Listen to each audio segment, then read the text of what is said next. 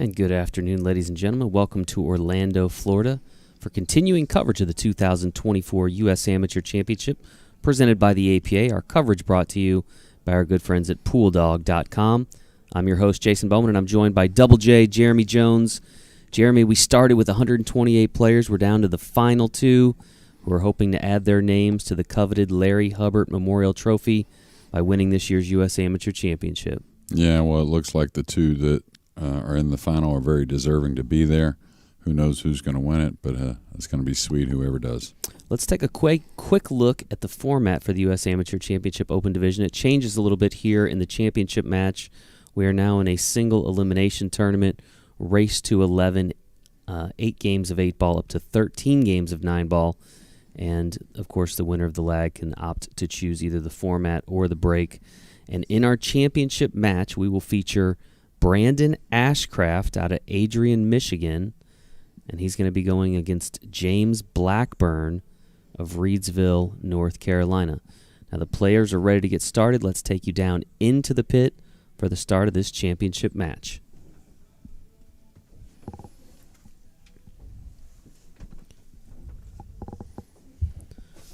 Got James on the left, Brandon on the right here for the lag. A lefty didn't make it into the finals somehow. Hard to believe with as many as we've seen over the last few days.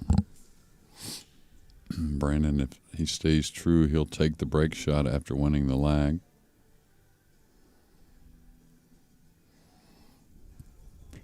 Got to believe it's going to be 8-ball most likely as the discipline chosen by James. And it will.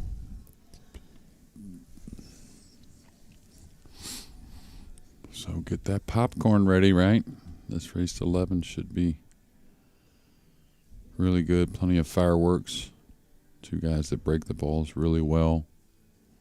What I've seen, the 8-ball patterns are pretty solid. Now, James having a match on this table should be a little more comfortable here.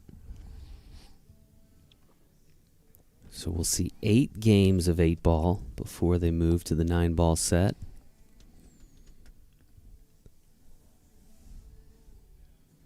Every match that we've called here on the stream, with the exception of one, has started in the 8-ball set. First match today had a player opt for 9-ball, but other than that, it's been all 8-ball to start. Yeah, Sam Yelmer is that man that chose 9-ball. He's right there, front row. Getting a look at this final. It's his first U.S. Amateurs. I'm sure he'll be back.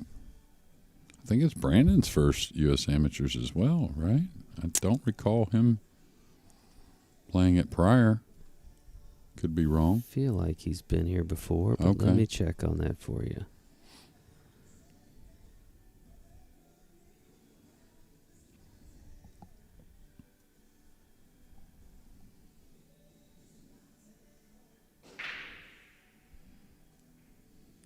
Okay, made a solid and a stripe. So he will have a choice on what he wants to continue the run with. Nice opening, but then some balls got grouped together, so could be a difficult one to clear the table in one inning.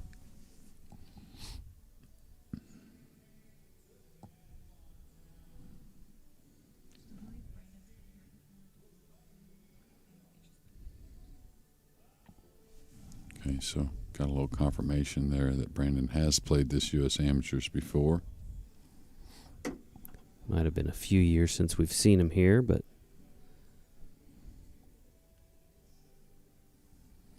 yeah, the 1-ball you can really kind of either play short side off the 6, you can shoot the 7 now and open that 1-9. The 4 is the real issue when it comes to the solids. Got to believe he's going into the 9-1 off the back cushion. He missed it. Missed them both, so he's going to come down really with not much to shoot at.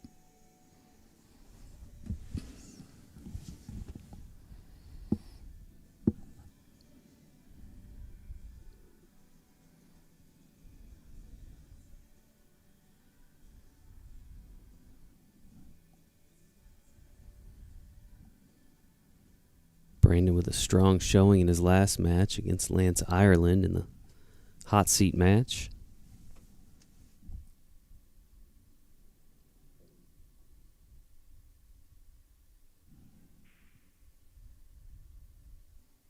Then he took some time off while Lance and James Blackburn duked it out.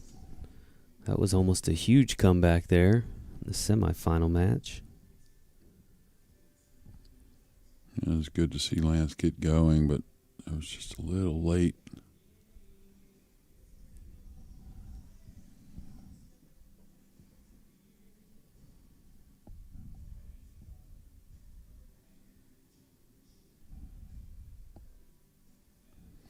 Yeah, lots of issues here.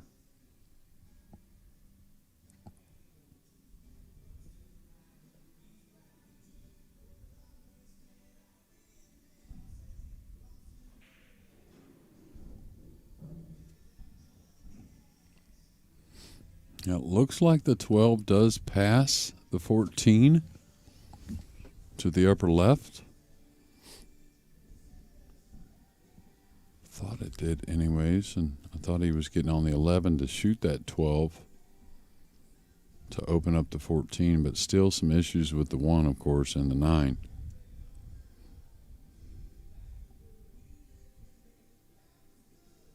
May play a safety after this shot here on the 15. I was going to say he just went ahead and decided to play a safety there. And again, a lot of times it's about more where you put the object balls than the cue ball. So trying to get a stripe over there near the 9 to give him more options, trying to open that 9 later in the rack. Doesn't expect his opponent to run out here, obviously, after playing the safety.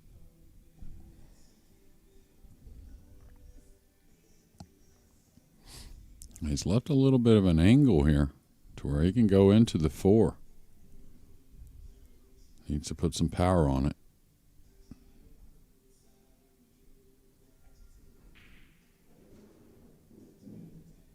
And got it open pretty nicely. Now the problem is he may have to wait on the 4 till the end, because he's got to get at the 6 and 1, and really that doesn't, that's not on offer from the 4. So probably now off the 3 somehow get maybe a bank on the 6 cross side that offers some type of breakout or position on the 1.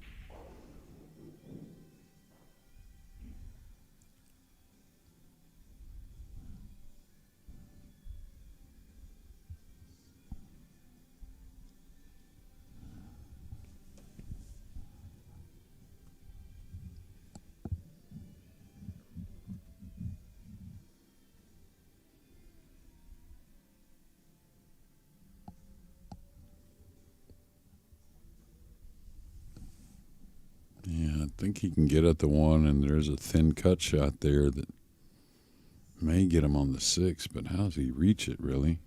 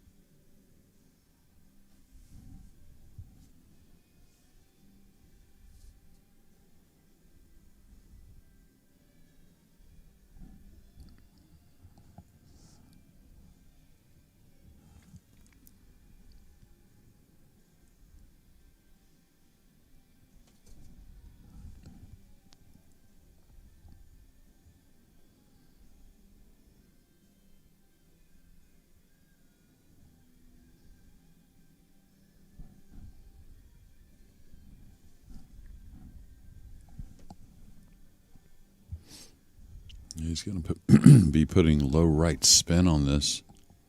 Of course, has to avoid the scratch, but with the extension, a little more weight. Easy to catch, a little more deflection, and catch this one thick to the short rail. Easy to catch thick anyways, really, but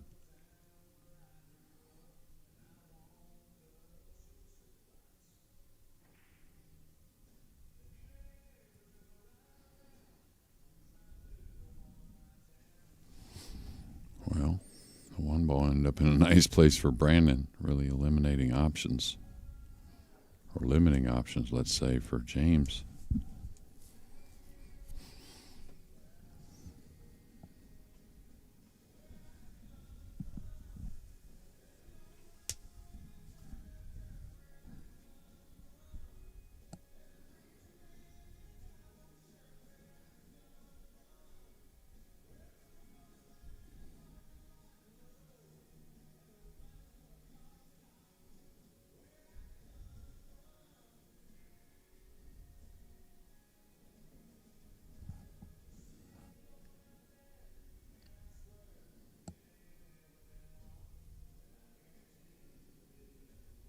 Looked like the 6 had a path to that side pocket. To me, it did.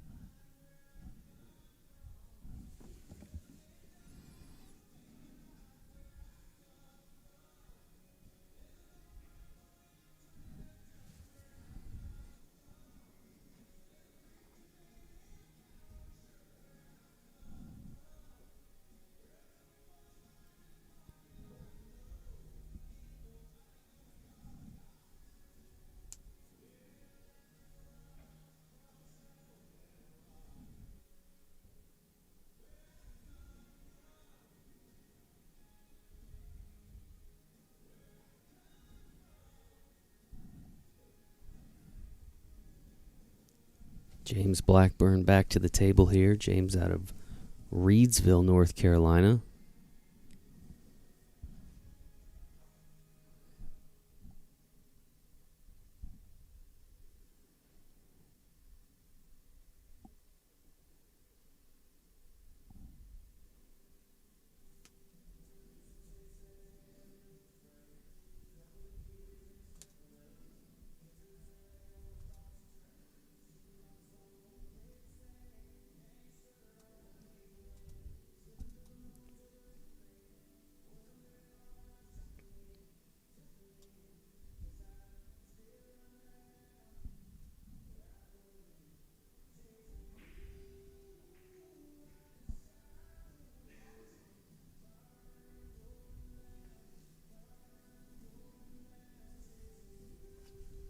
Yeah, that sets up perfect, it looks like. Stop shot on the 6. Get you on the 4. And I thought he could get across off the 4 enough to get on the 1.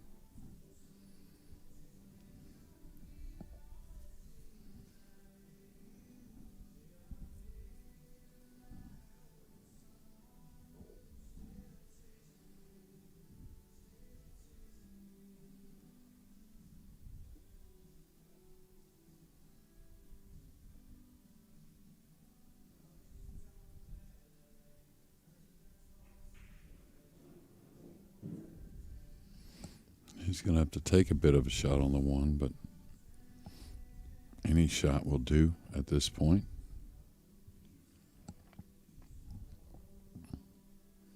I got pretty thin, so he may be able to get back across the side.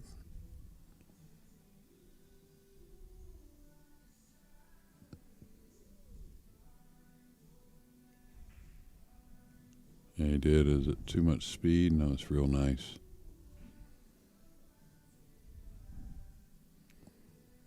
Could ease this in.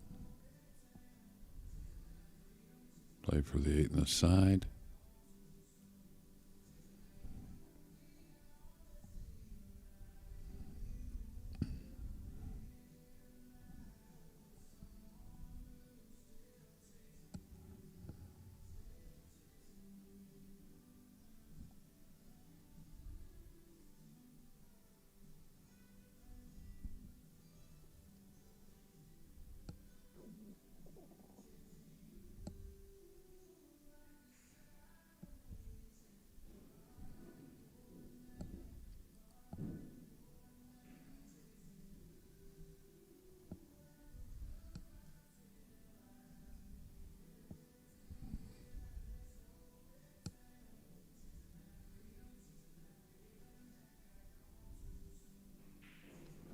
Brandon Ashcraft is on the board first, leading 1-0, and he will have the break when we return in just a moment.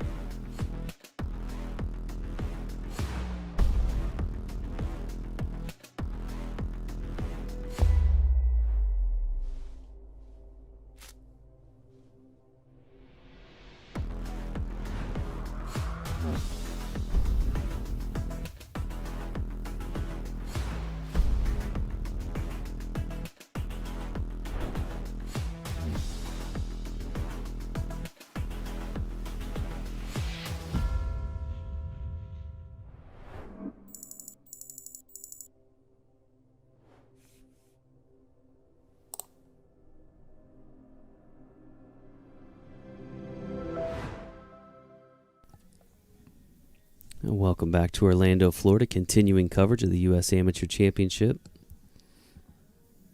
This is the grand finale, folks, the championship match. Brandon Ashcraft leads 1-0 in this race to 11. Second game of the 8-ball set.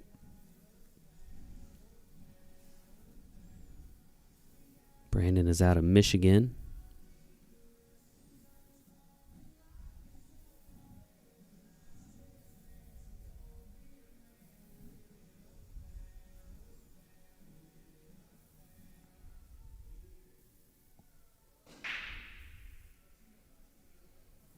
It's the 1 and the 10 on the break, it looked like. Yeah, the 8 neared that side pocket as well.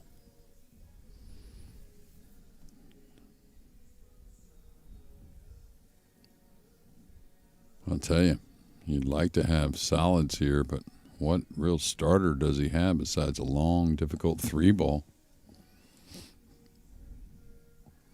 Now, the stripes, they're a little more work, but they're definitely playable.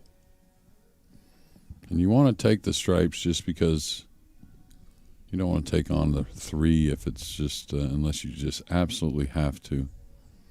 So even though the stripes are more difficult,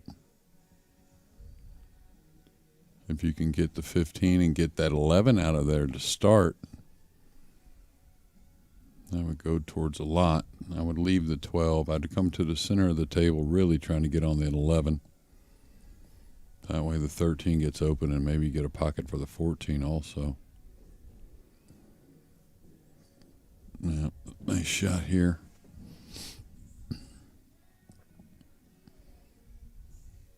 Yeah, he's looking at maybe he could cut the 9 and break them open. I like picking them apart myself. I like shooting the 11 and going 3 cushions and trying to get on the 13. Yeah, just come 3 rails between the 3 and 6 with the cue ball. Right back where it's at now would be great.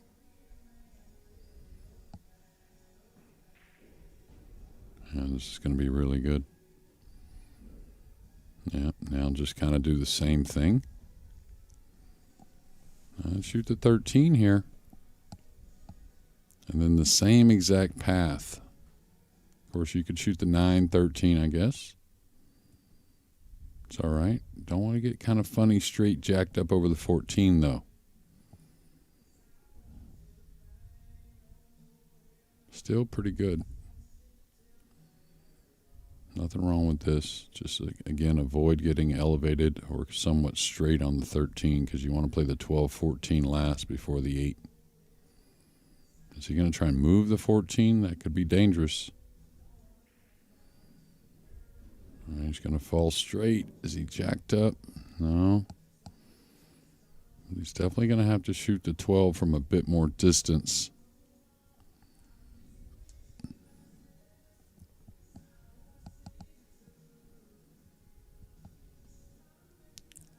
Another reason why I may have shot the 13 there. If you go 3 rails, you don't like the 9, you can shoot the 12, then the 14, then the 9. Save it for last, but looks like he's got to cheat the pocket here a little bit. Trying to go to the short rail and then back up. Desperately wants an angle on the 12. Oh, he just took what he could. So a true tester here coming up. Now, does the 14 go off the 8? I would look at that. I mean, reason being is if it does, that kind of slides you over for the 12. Now you're moving the 8, so some funny things can happen. But it's a very open top end of the table besides the 2 ball. So if the 14 slides in off the 8, pretty hard pressed to think you're not going to get some kind of shot on the 8 later on. I would entertain it. Now here I want to go forward if I can. And you can handle some distance on the 14.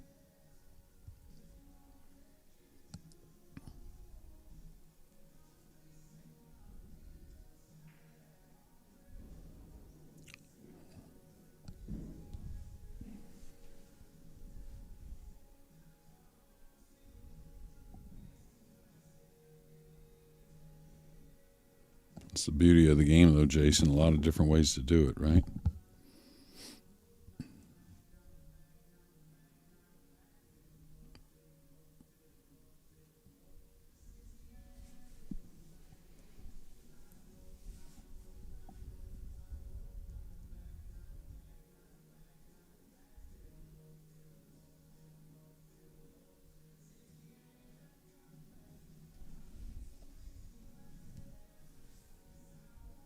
If you're just joining us, you're watching coverage of the U.S. Amateur Championship from Orlando, Florida. This is the final match.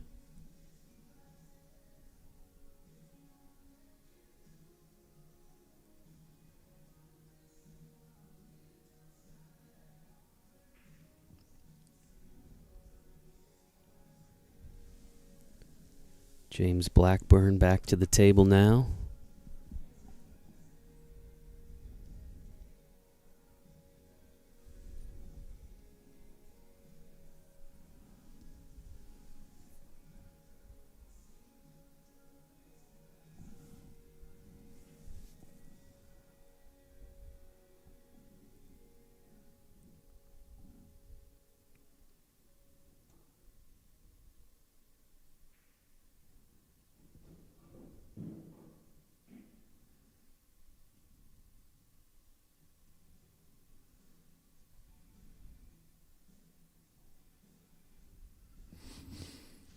Everything kind of right in front of James. The 6-7-4. And the 5-2 last.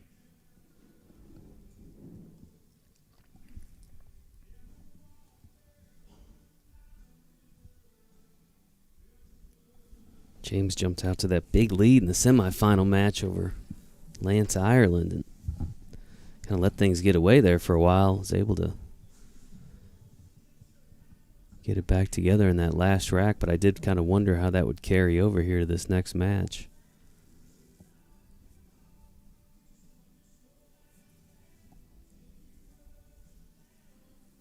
Yeah, a little stretched on the 4, a little more angle than he probably wanted.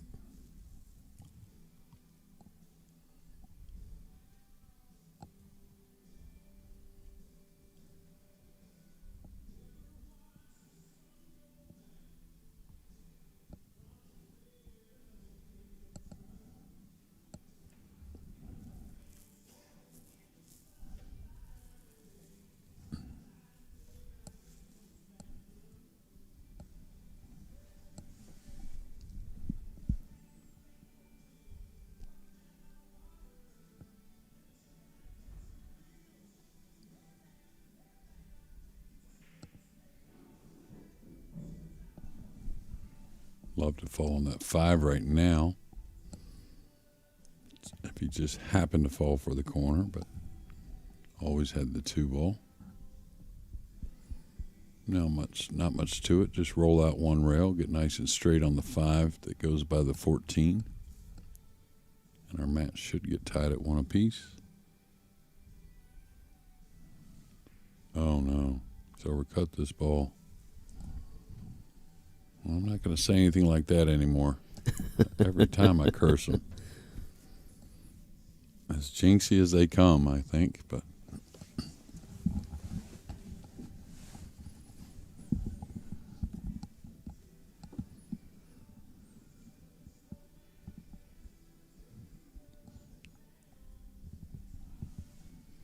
it'd be interesting to see if he comes past the side here.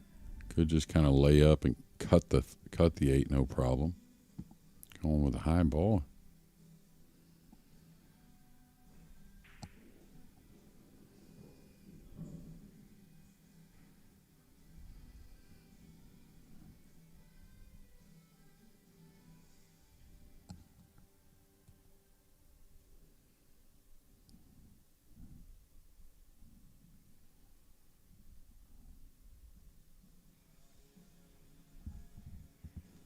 Brandon goes up 2-0 in this race to 11.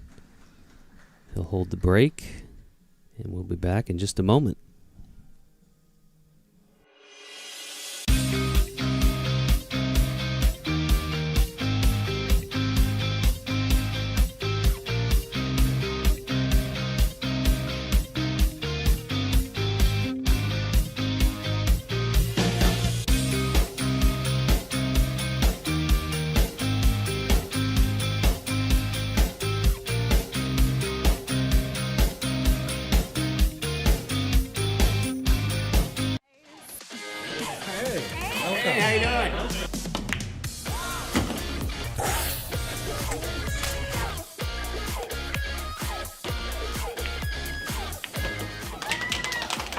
I can't believe it. You did it. We're going to Vegas.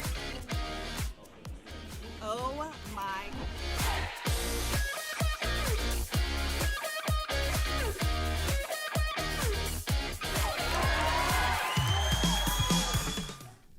Welcome back to continuing coverage of the U.S. Amateur Championship from Orlando, Florida. Brandon Ashcraft has taken a 2-0 lead in this race to 11 over James Blackburn. Brandon with the break once again. Yeah, playing the second ball break. So again, watch the 10. I sometimes shoot right in that corner off the corner ball and watch for the 15 cross side. Other ones are kind of random when they fall, but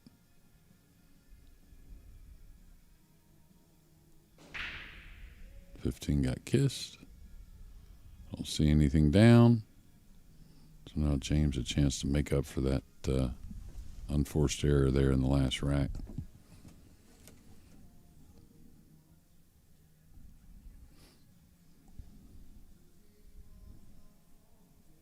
Looks like stripes are a little better at first here. I think the 14 goes. That helps things.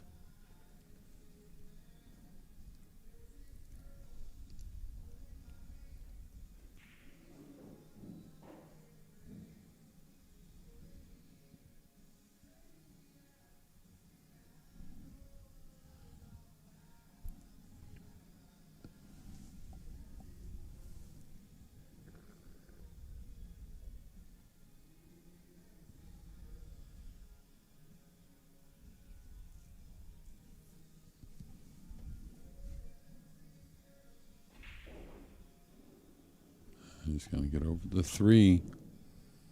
It's going to get a little awkward. You can see a little shake of the head from James. The one thing about 8-ball, in comparison to 9-ball, a lot more congestion and just little things you have to pay attention to a bit more.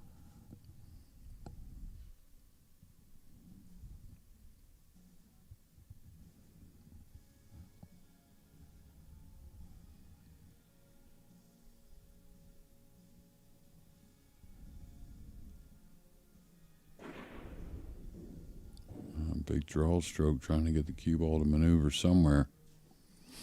Now, fortunate he can see the 13, so he can maybe play a safety up behind the 10 and 12 with the cue ball. One of those rare occasions. I don't think you'll get ball in hand off of this safety, but you may. This doesn't come up much in 8-ball.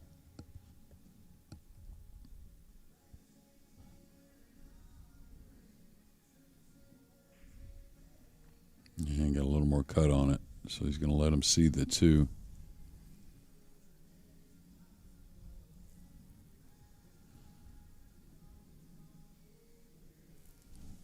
Give a shout out to all of our sponsors, Diamond Tables, Action Cues, Aramith Balls, and our friends at PoolDog.com. Appreciate all their support, helping us bring you this great coverage throughout the last several days here in Orlando.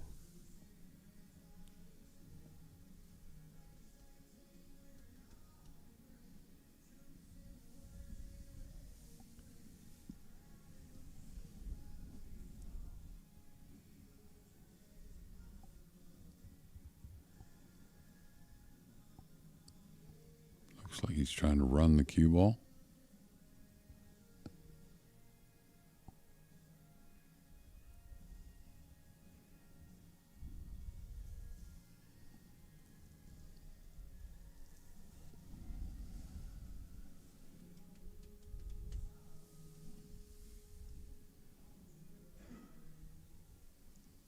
This is James' second appearance in the U.S. Amateur Championship, played back in 2022. Did not place.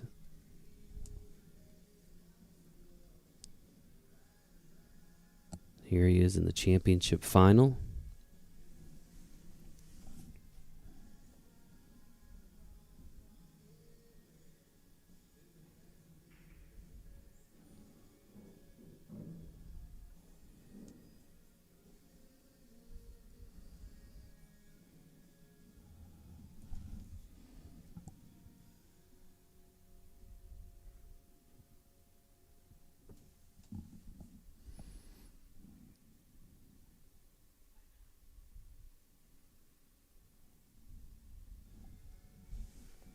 Been a great week here at the Hyatt Regency Orlando.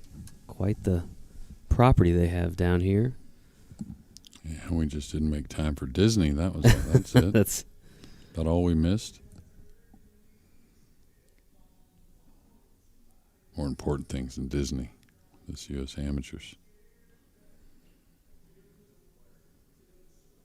So I don't know what he's going to do here. Maybe he tries to cut it. I don't know. He's just going to try and lay it up over the pocket. Try and just make things difficult. I would leave the cue ball on the end rail. Maybe double kiss this towards the hole. He brought it up. Trying to make Brandon earn it.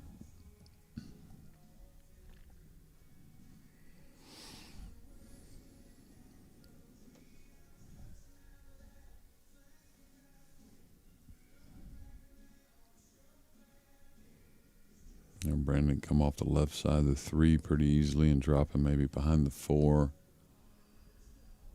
Just not too worried about giving up the shot on the 12. You just don't want to give up a lot of angle where maybe James can produce something.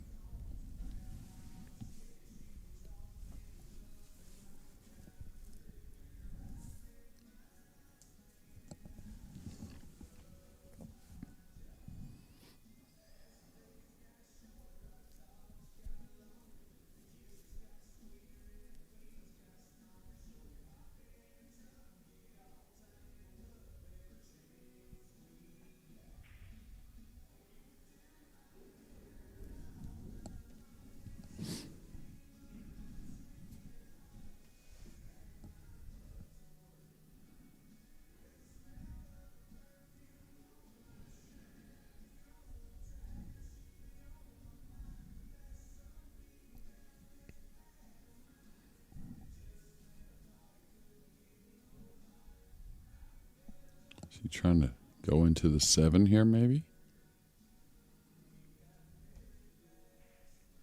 just lightly.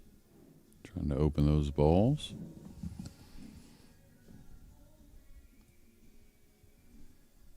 Again, he's got to get to a difficult 2-ball and 6-ball. Kind of on it right now, somewhat.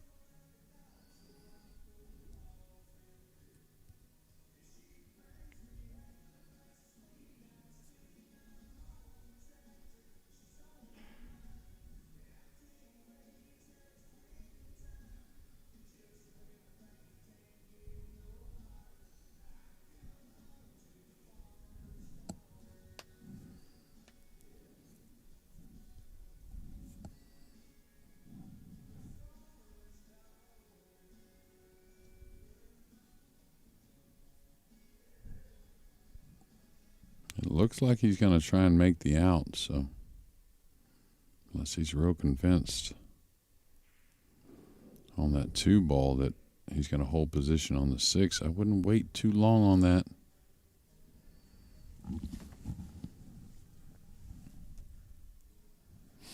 Looks like the 2's almost dead. Kiss shot off the 6, really, but if you can cut it cleanly, you'd rather not take any chances.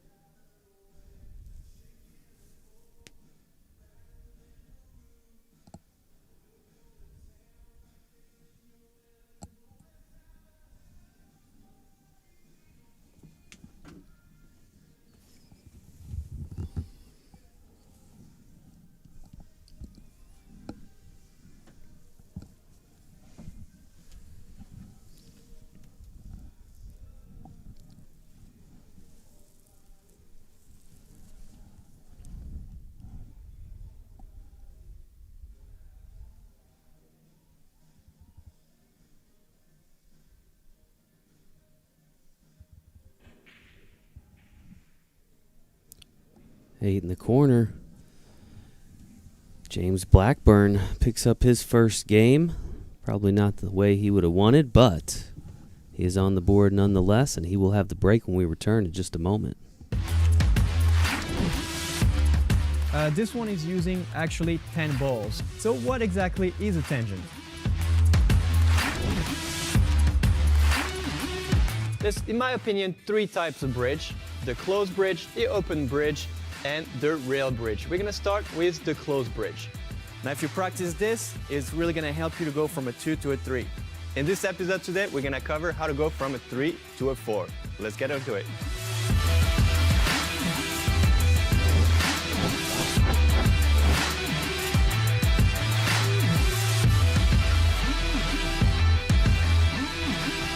The more you're gonna do it, see, as you can see, I touch sometimes a little bit of it. And 8, right? So to technically have 8 zone for 10 balls, so you have a little bit of room to spare. I really hope this was useful, and I cannot wait to see you for another video. Later, everybody.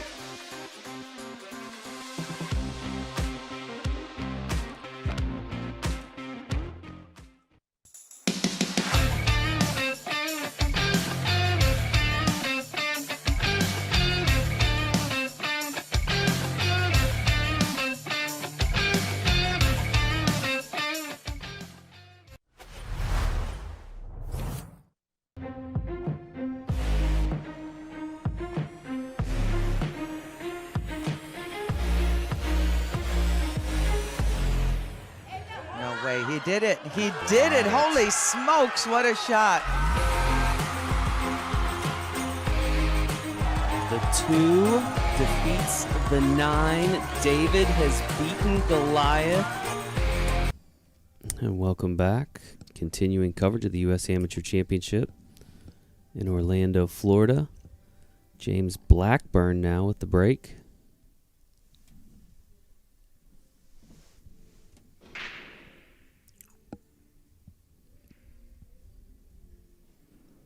Ball drops in the corner pocket. Yeah, stripes look okay. There's an 11 ball that's an issue, but he can play the 12 off the 5 to open that pocket for the 11.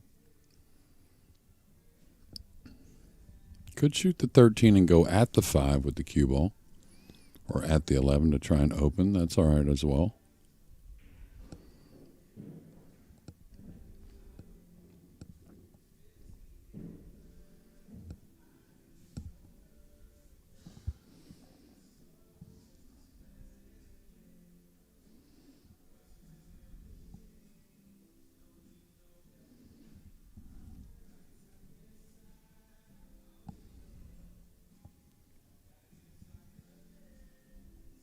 This is the 4th rack of the 8-ball set.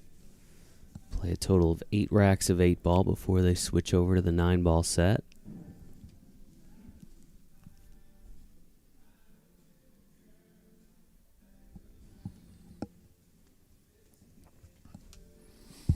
All right, he's got to shoot from distance. Excuse me, and he's got to move the cue ball pretty decently to get out to the center of the table.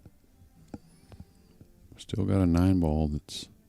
Oh, he could cut the 14. It's definitely a better option. Is he going to move the 15 here? Is he going to go into the 9? All right. Kind of letting it loose a little. I think it'll work out. I think he can still cut the 11.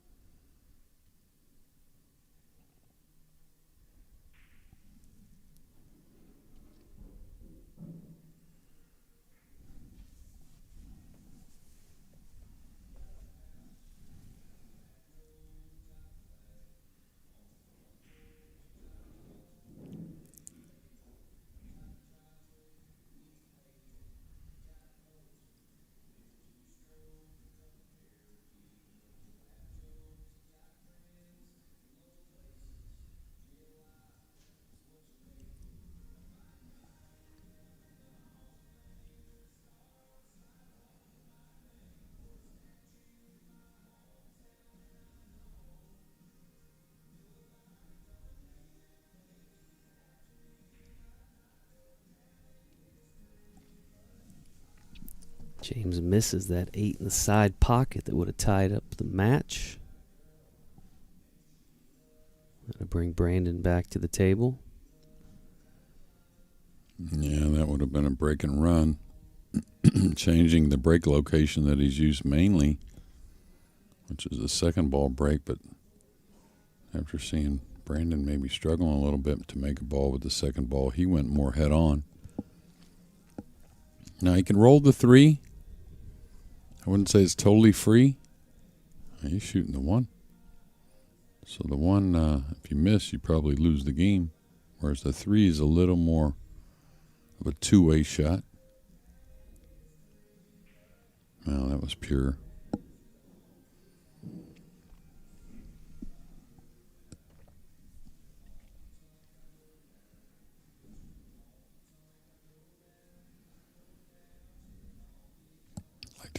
4 as quick as possible.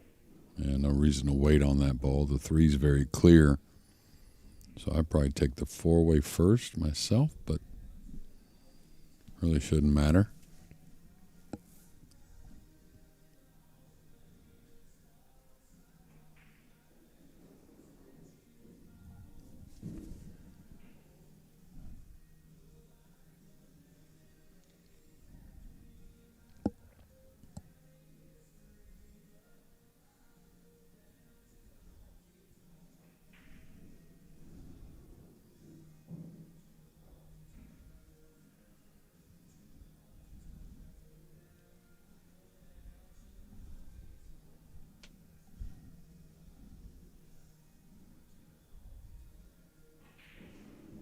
Uh-oh. Watch out. Well, thought that ball was gone. I was a little shocked he drew the ball. I thought he had an angle to go forward and stay away from the 8, but now he maybe has to play short side on the 8. That may be difficult to get to as well.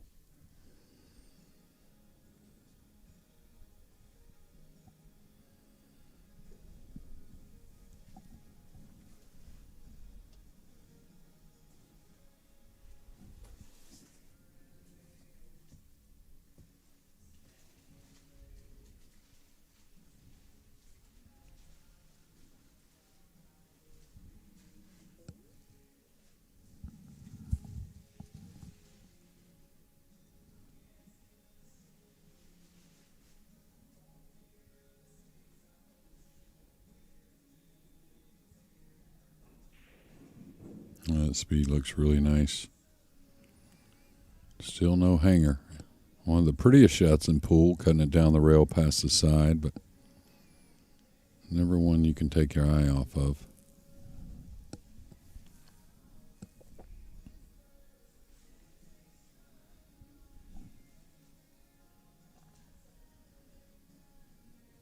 Kind of ball I like to shoot a little more than roll it.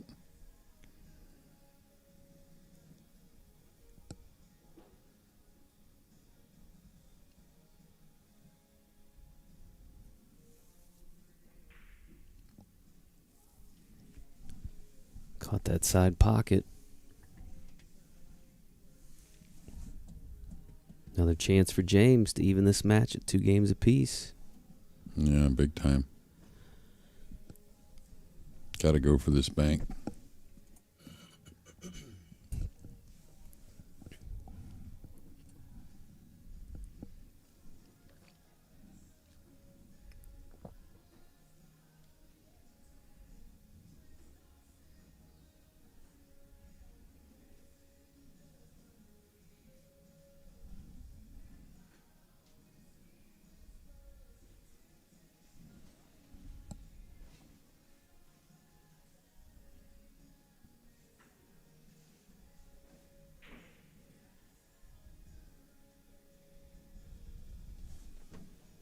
Uh-oh.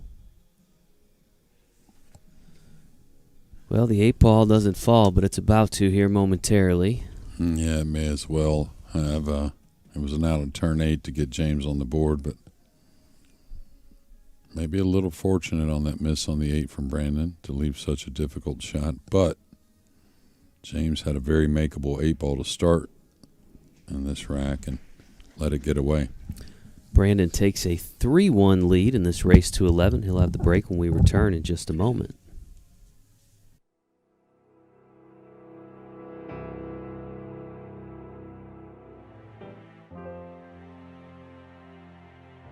See if Jonathan can make some magic happen somehow.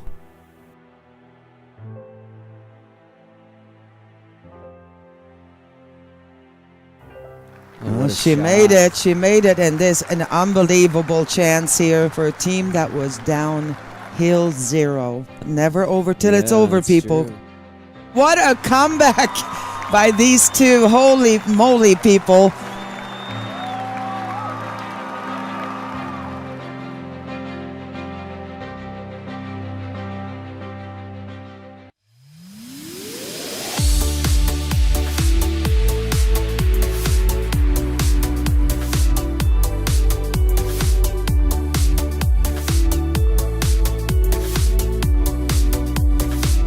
All back to continuing coverage of the U.S. Amateur Championship from Orlando, Florida.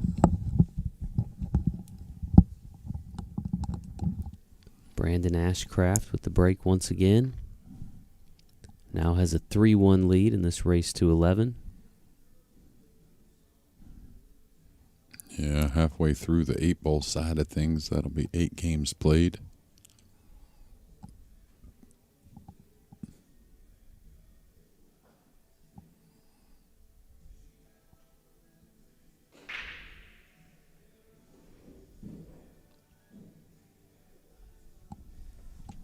That's the break there. The timing was perfect. That's why the spread is so good. Pocketed a stripe.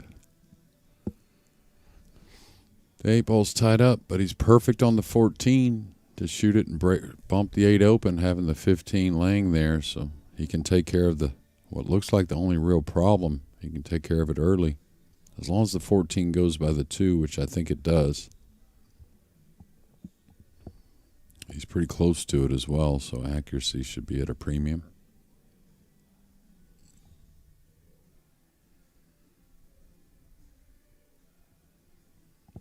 It looks like just a little soft draw stroke. Again, the 14 must be a little tight, so trying to gather himself. Important shot to really try and make the run out.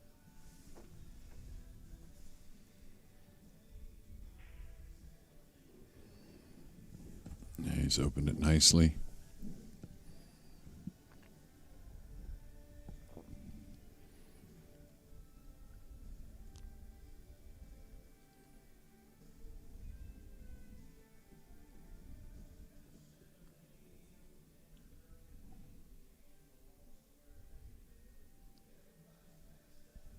You'd love to shoot the 15-9, then the 12-10-13 last.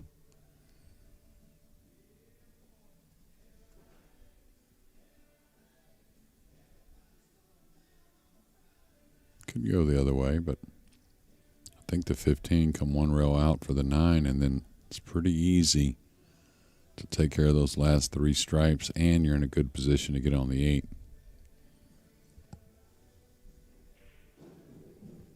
Oh, that's the shot I saw, just perfect there.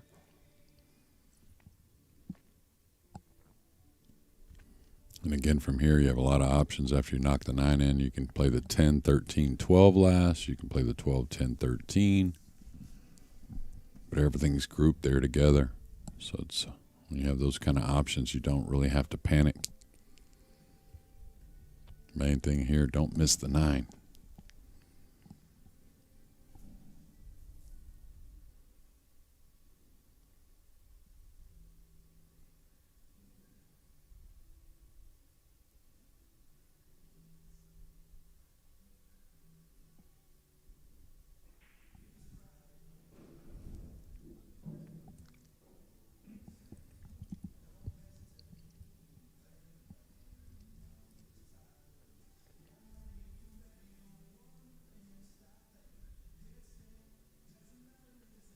You know, if the 13's any kind of tight going by the 5, you can draw back for the 10 first. Which the 13 to the short pocket leads you to the 8 a little better than the 10 would. So maybe, 6, 8 inches of draw here. I don't think when he shot the 9, he really looked at the option of playing the 10 next and then the 13, 12 last. And again, if the 13's any kind of tight, both these players have the skills. Don't back off here. Just draw the cue ball a bit. Play the 10 first.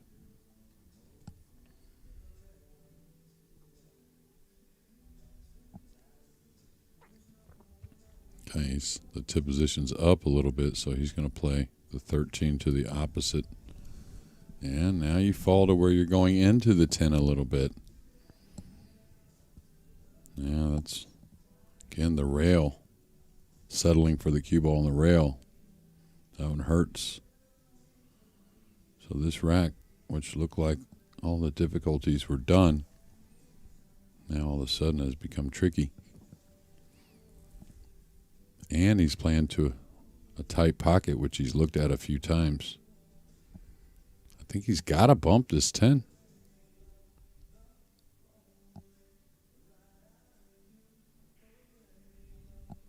Good thing for him, that side of the table was very open.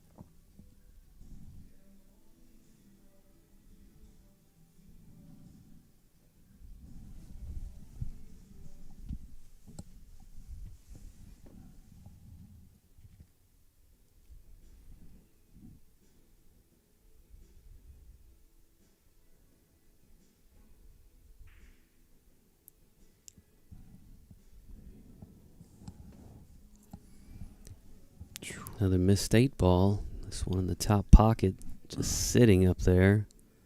Brings James Blackburn back to the table. Yeah, we haven't talked about that pocket today, but it's been tough all week.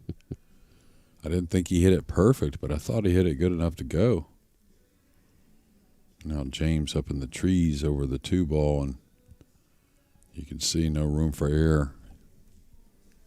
I don't know what you do from here, really. I think you just got to start with the easiest shot, knowing you probably got to bank the 2 or do something special with the 2 to try and steal this game.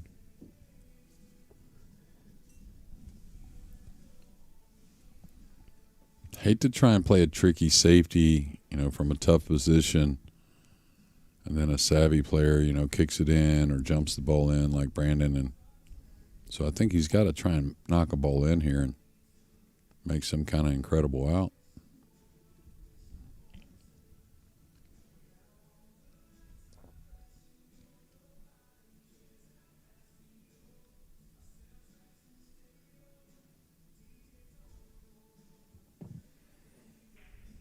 Great shot.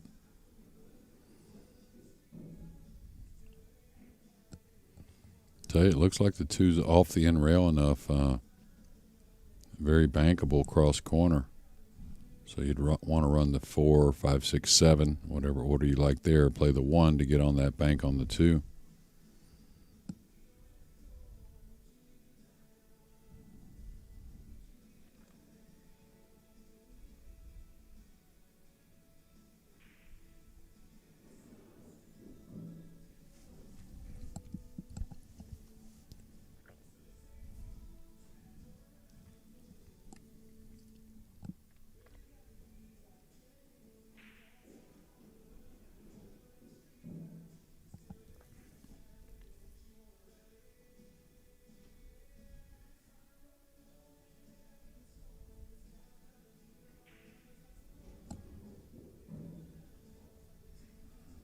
Did he get kind of straight here?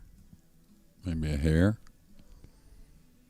Shouldn't slow him down too much, but you don't want to be on the rail when shooting that bank on the 2, so make sure you're off the rail shooting the 1.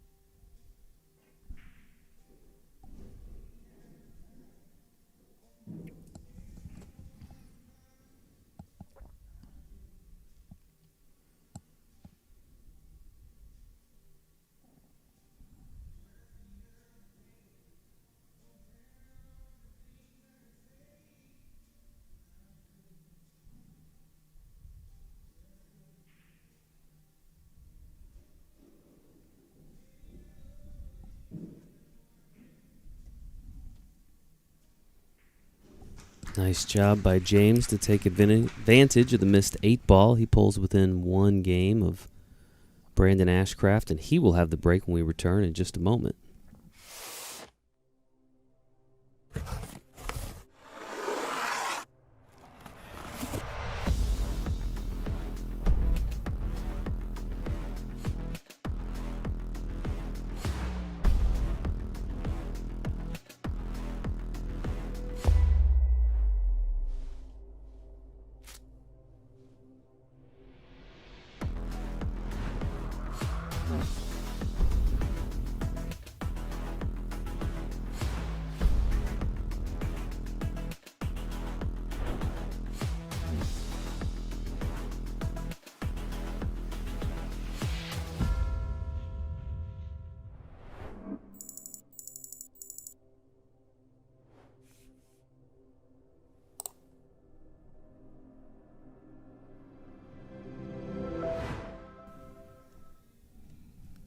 Welcome back to continuing coverage of the U.S. Amateur Championship in Orlando, Florida.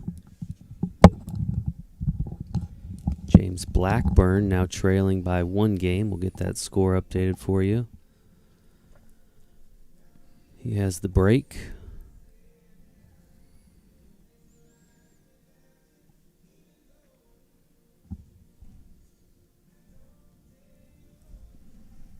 Sixth game of the 8-ball set. Play a total of 8 games of 8-ball.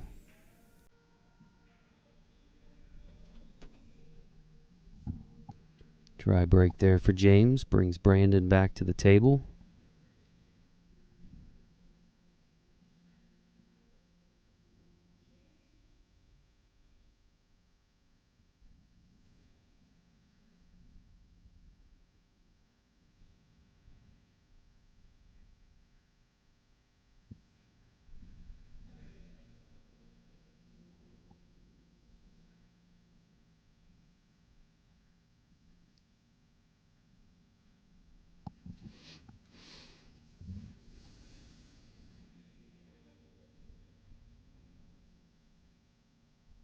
Yeah, both the solids and the stripes have a bit of issues. Guess he's getting at the 2-ball here. Can't tell if the 7 goes. That's the ball below the 8 and the 12.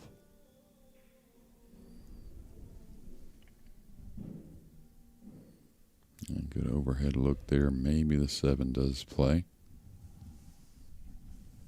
3's kind of out in the middle. No man's land a little bit. Does have a few corners though.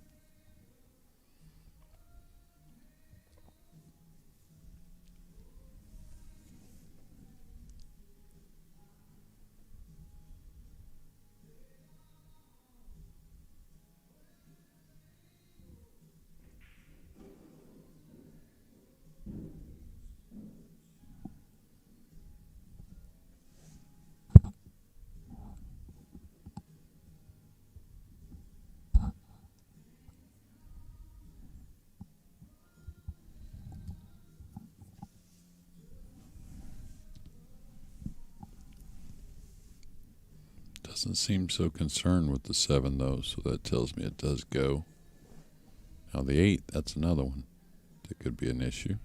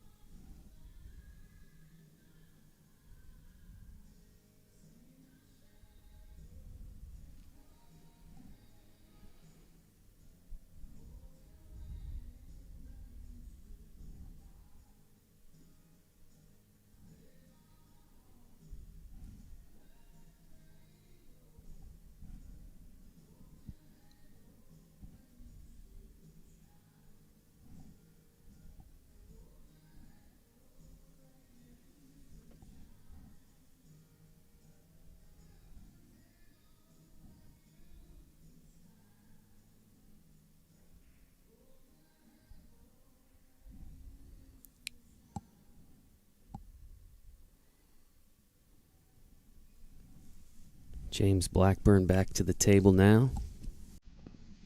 I didn't expect that miss. I didn't know if he was going to get the position he wanted, but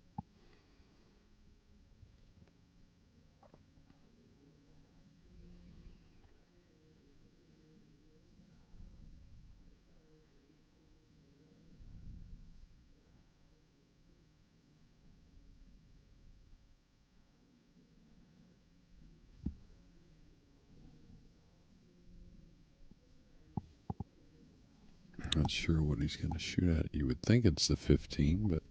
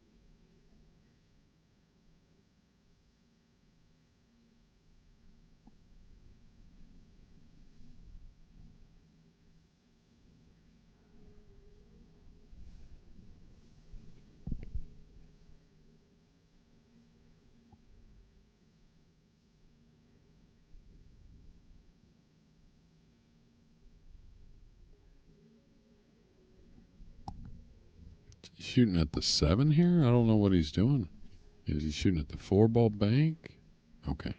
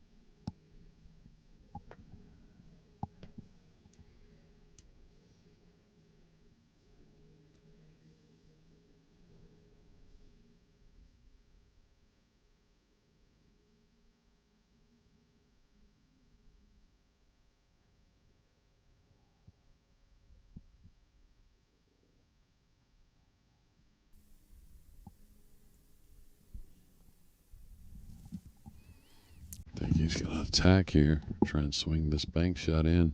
Create something with the cue ball.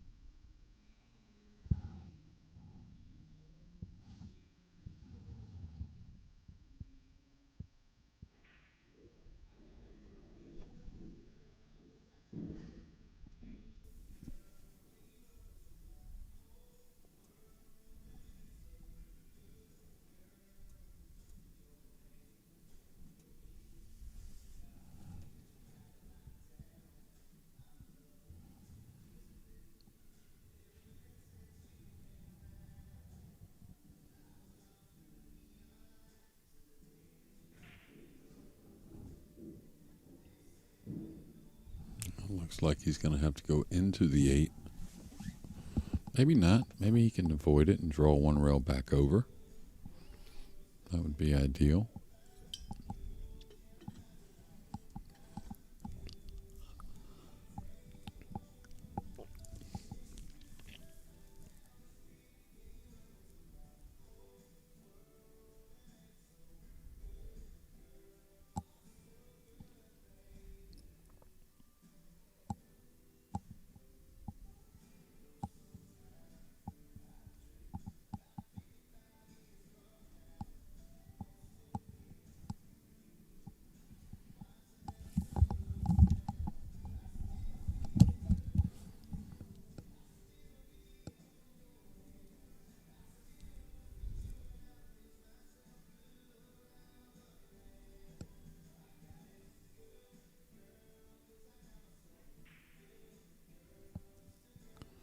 See it all the time.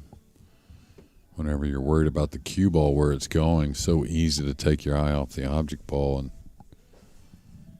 whether that be really what happened there, but just seems like no coincidence with so many players so often. Seems like everyone it happens to.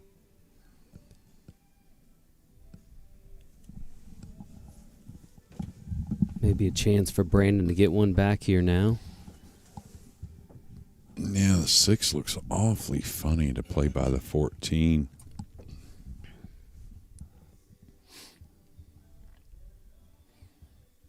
Similar shot he had on the hot seat match. May have to play the 6 first here. I tell you, this is odd. You'd like to think that the 6 does squeeze by, and you may be able to play it at a soft speed to where if you don't make it, you're not giving up much, but you know, if you play the 7, then the 4, then the 6, I'm saying. So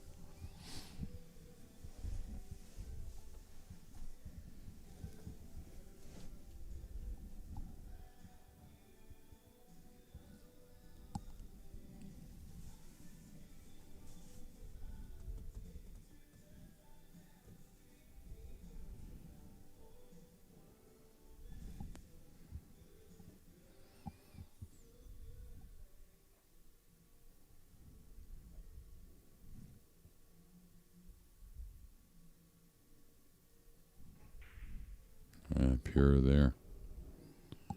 Really good stroke, confident strike.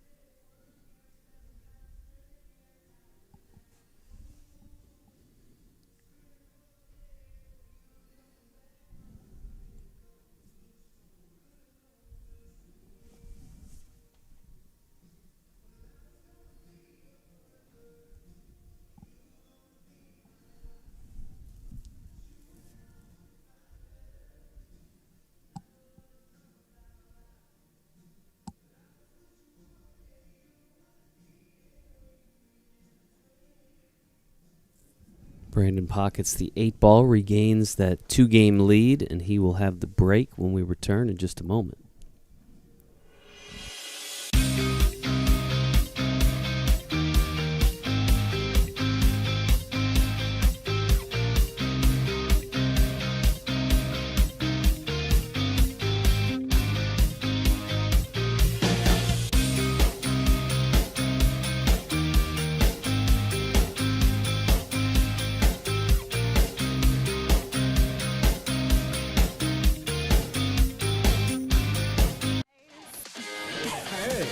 Hey, how you doing?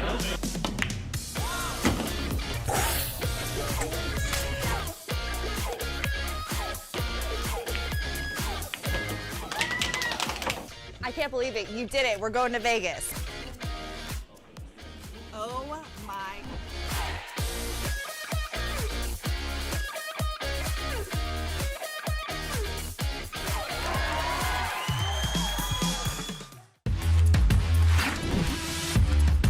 This one is using actually 10 balls. So what exactly is a tangent? There's, in my opinion, three types of bridge: the closed bridge, the open bridge, and the rail bridge. We're gonna start with the closed bridge. Now, if you practice this, it's really gonna help you to go from a 2 to a 3. In this episode today, we're gonna cover how to go from a 3 to a 4. Let's get into it.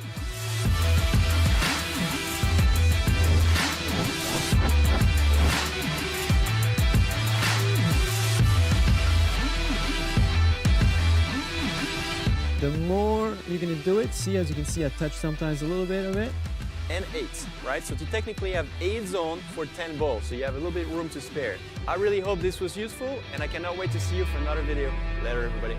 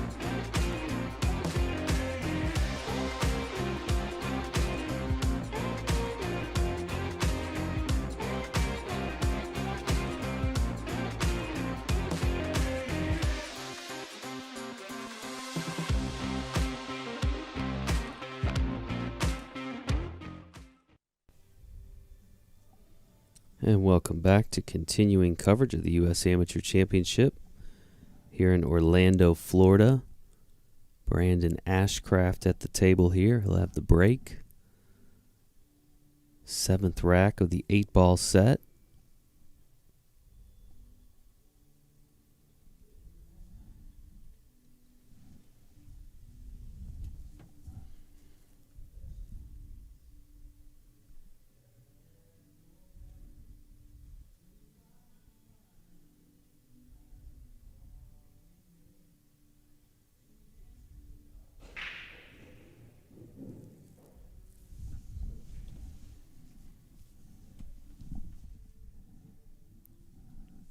Pocketed the 7 on the break there.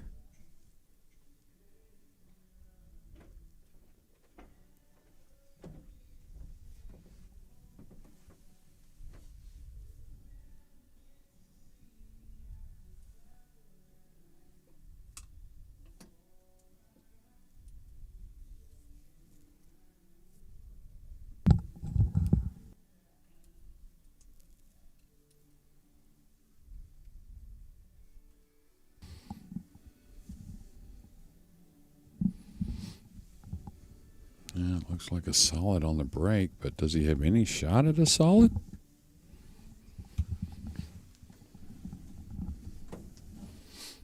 can see the 5 ball, but not much of a pocket there.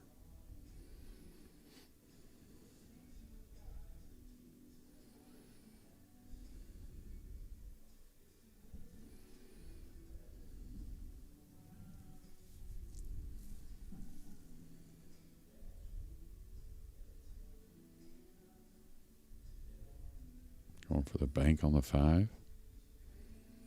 May fluke the 6. He's trying to play the safety.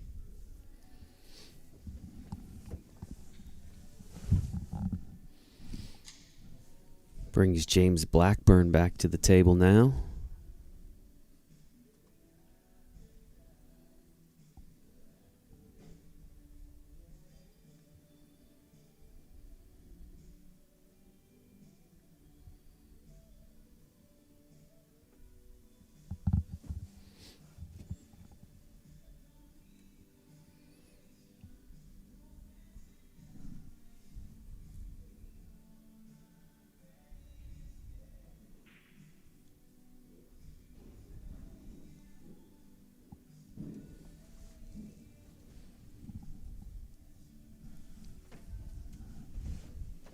I don't know about you, Jeremy. I feel like Brandon's kind of controlled the match for the most part here.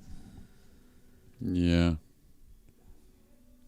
He broke the balls pretty well. Got a few extras here and there. Had a breaking run, I think, as well. But missed the 8 ball.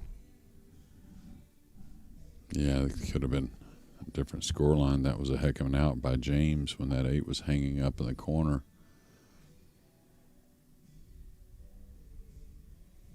I think that's a good way to label. He's kept control, but I don't think either player really has got going yet. I feel like sometimes the 8 ball kind of puts handcuffs on you. Just the layouts can be very difficult. All right, going southpaw here.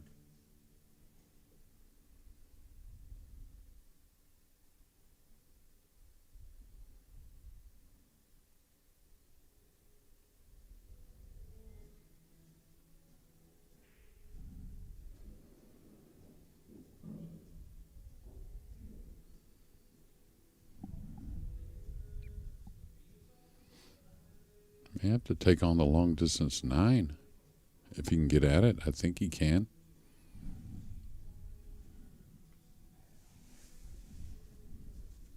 Still got some work on the bottom end with the 12 and the 11. The 12 does go, but the 13 kind of leads you to the 12, which may lead you to the 11 after that. So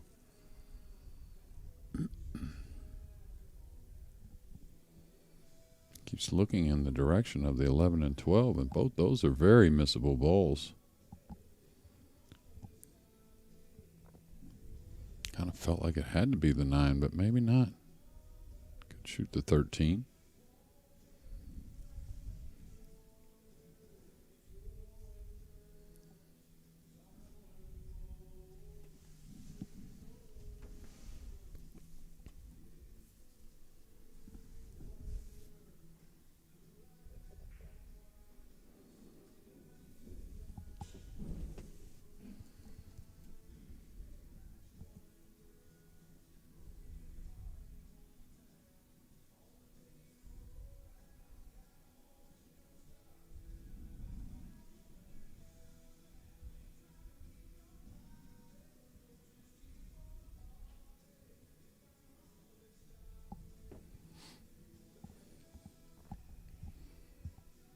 Needs to stun this a bit.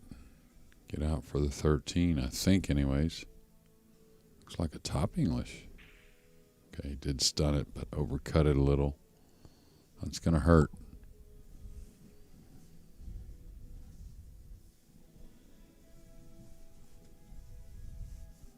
Yeah, Brandon can play many different sequences here to finish this game.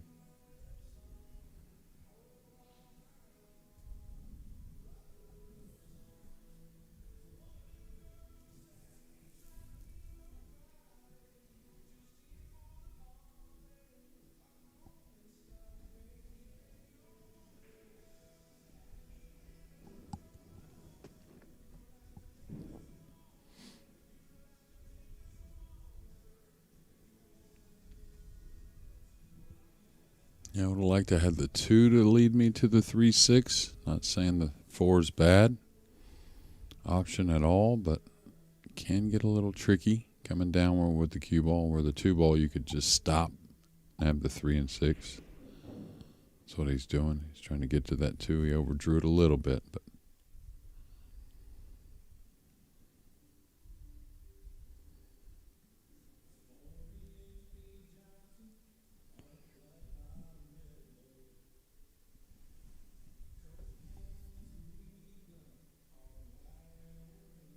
does he bump this with speed?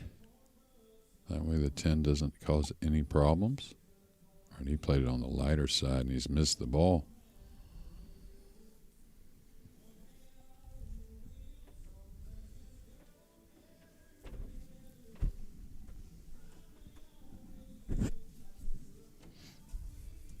You can see he's trying to process that miss. Not too happy about it.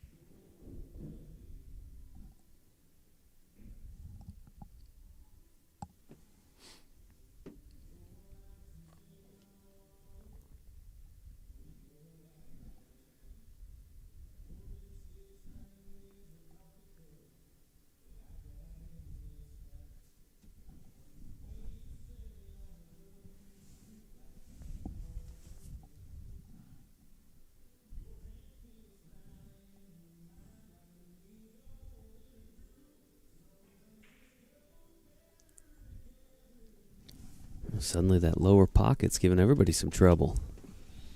Yeah.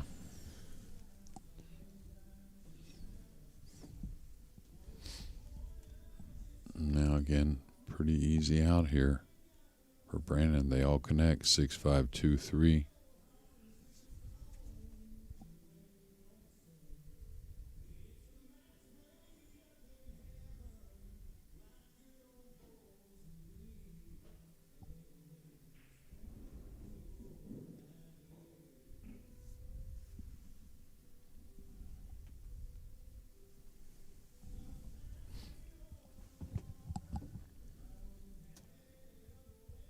Yeah, the difference, sometimes if you're an 8-ball player that plays a lot on the 7-footers, and a lot of leagues are on that, of course, and it makes sense. But when you go the 9-footer, what I see with a lot of players is when you're on the 7-footer, you never worry about a miss, so you don't be as aggressive with the cue ball. You just kind of make sure you have the shot and the line you want.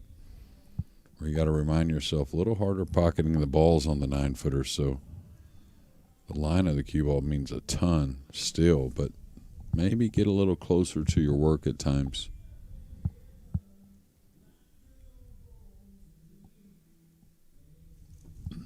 All right, just needs a little bit of a draw stroke to make sure he gets a little angle on the 3 to make the 8 a little easier. And kind of let up a little bit. Should be okay.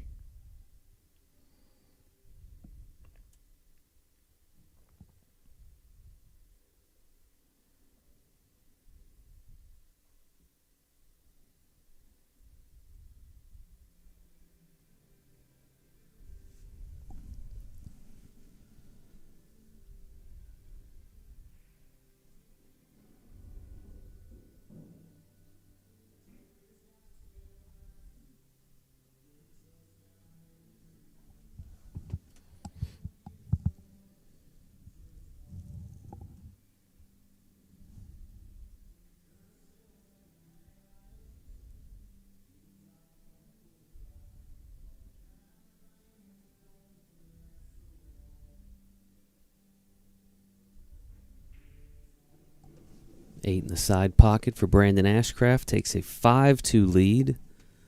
And he will have the break in the final rack of the 8-ball set when we return here in just a moment.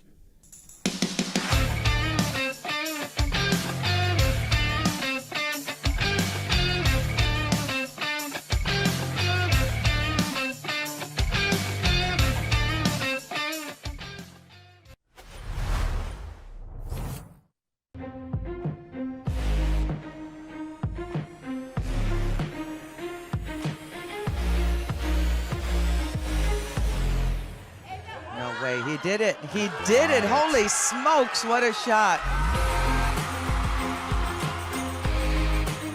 The 2 defeats the 9. David has beaten Goliath.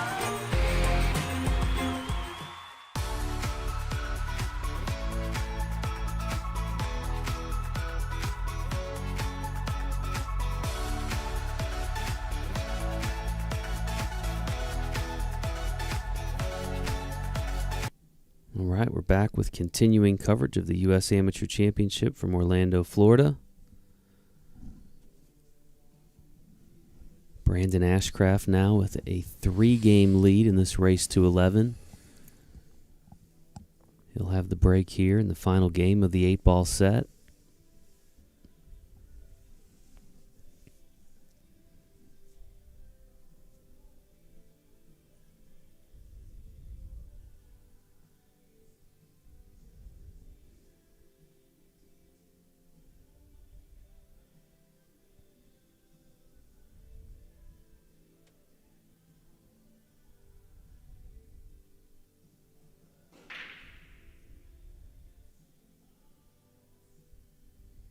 Does a 3-ball got enough gas? It does not.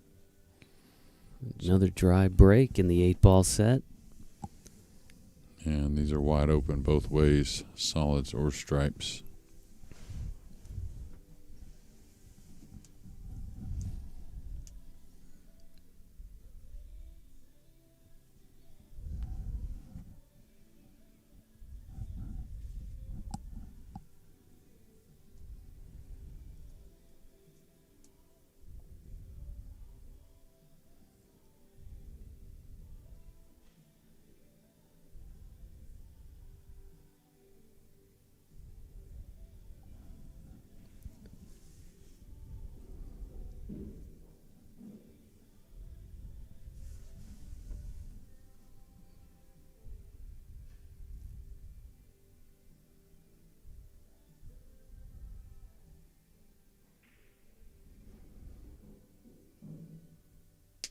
Started this event with 128 players.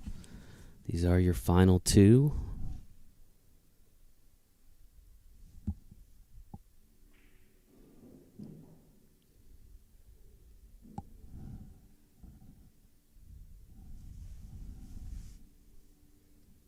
And it's a hair odd to get on the 1.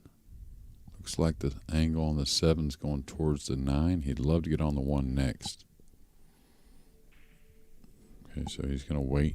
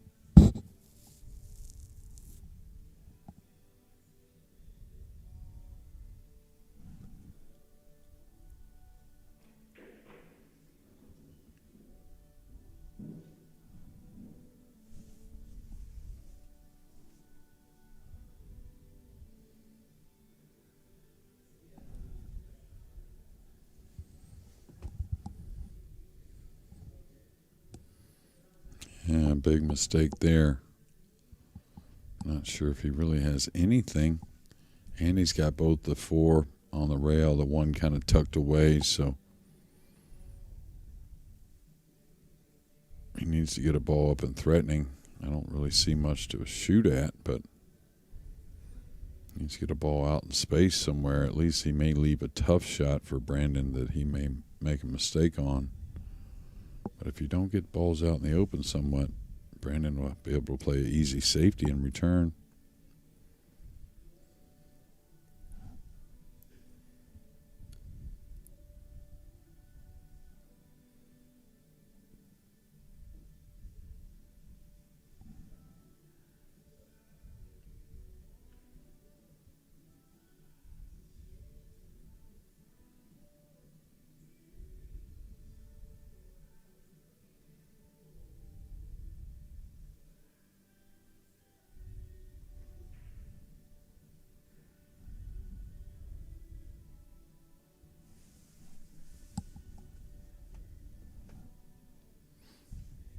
Kept the cue ball in the end rail. Got the 4 out open. Left a tough 10 ball. That's assuming that's the shot you'll probably see. Could be a safety.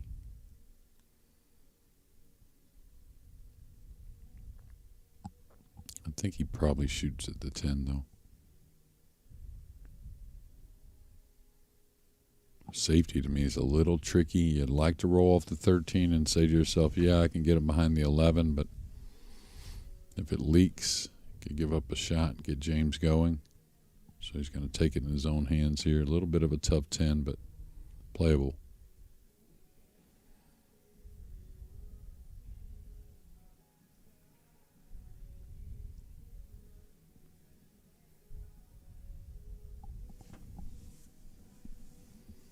Brings James back to the table now.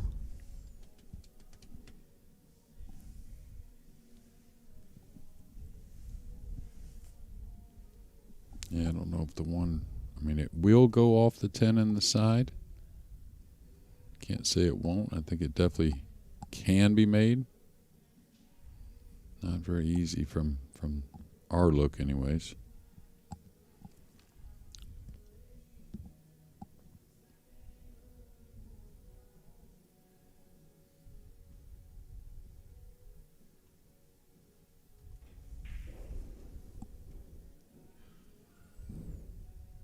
Looks like he's got to hit it easy to make it. And I don't know if easy agrees with holding position on the 8.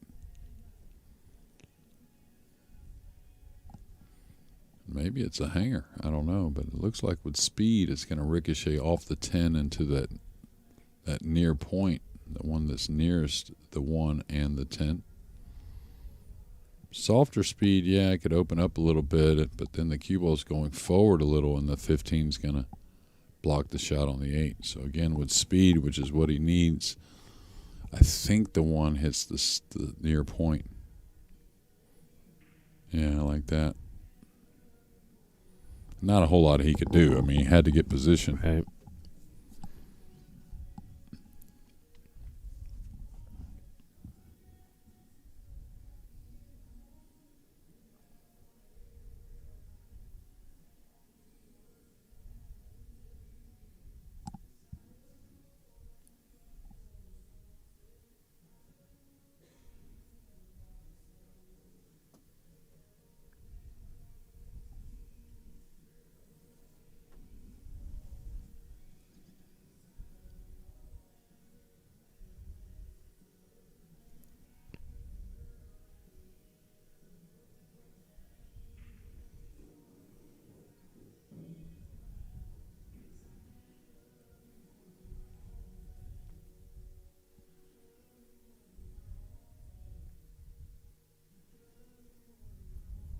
A lot of times, you know, that 15, you leave it up there, but I'd like to get on it a little quicker myself, just because you have so many stripes down here to choose from. The 15 actually could be the oddball if you happen to get a little out of line on the ball before the 15, because it doesn't have that many pockets.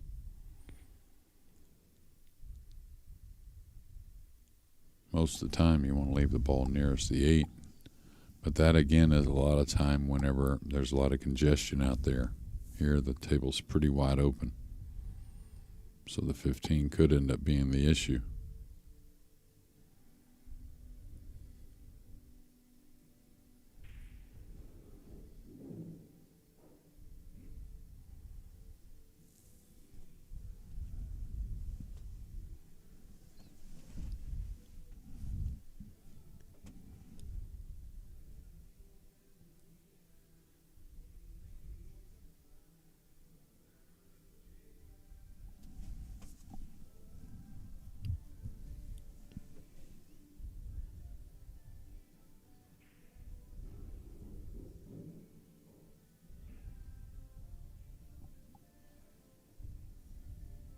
Should be all right here, though. Just draw the ball on the 9, stay a little above the 14.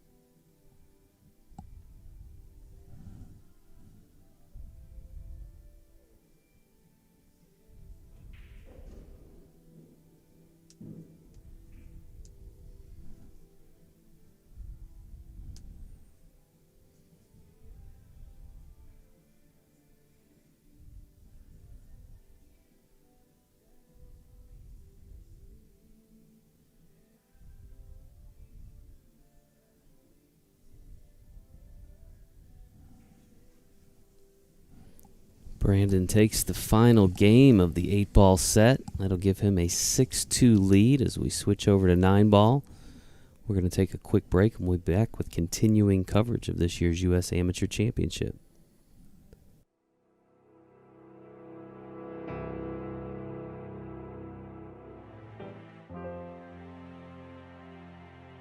See if Jonathan can make some magic happen somehow.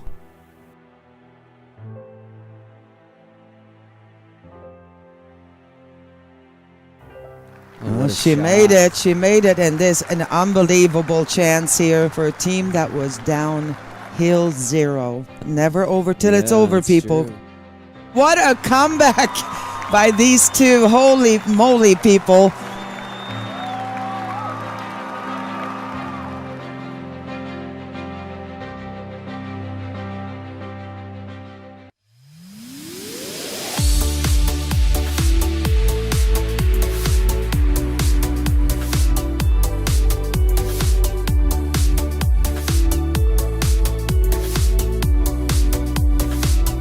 Welcome back to Orlando, continuing coverage of the 2024 U.S. Amateur Championship.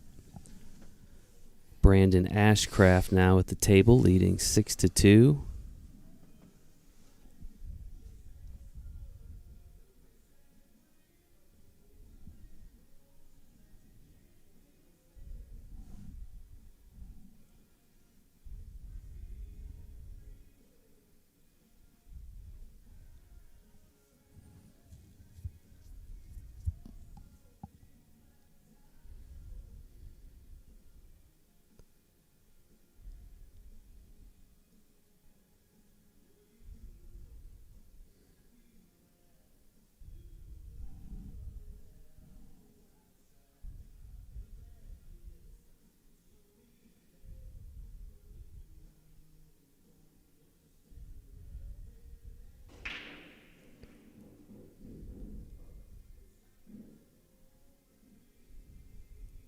Two balls on the break there.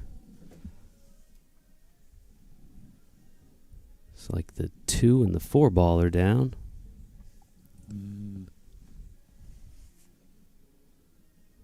Four and the 5. 4 and the 5. 4 and the 5. Oh, yeah, there you go. He's looking at a safety. Kind of playing the 1 into the 9, trying to bring the cue ball back behind the 3, 8, and 4, or 3, 8, and 2, excuse me.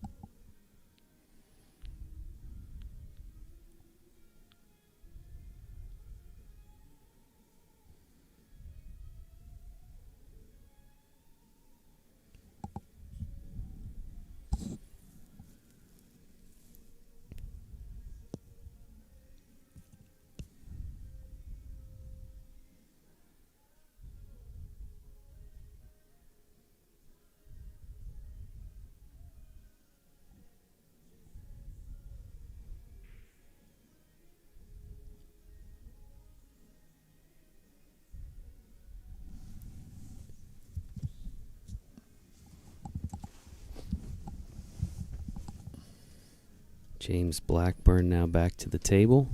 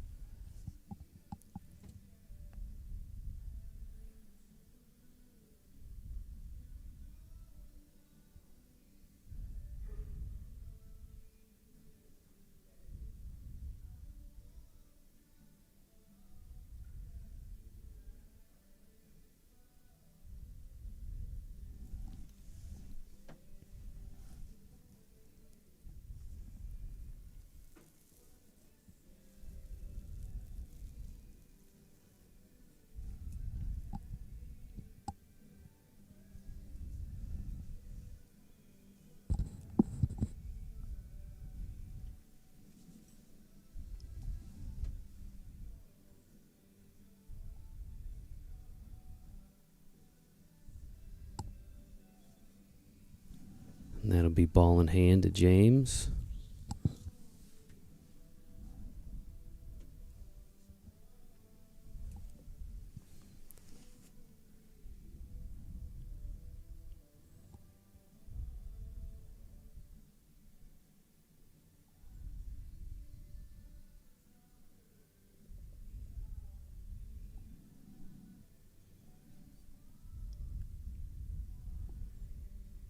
All right, he's going to draw this. Kind of prefer with ball in hand, going forward to the other pocket. Just because it is kind of crucial to get on the 2, pretty correct to get on the 3 ball. Nothing wrong with drawing it, but you tend not to have quite the speed control as you do going forward. Like here, he's going to fall here underneath this. Not bad. He could actually break it out if he had to also.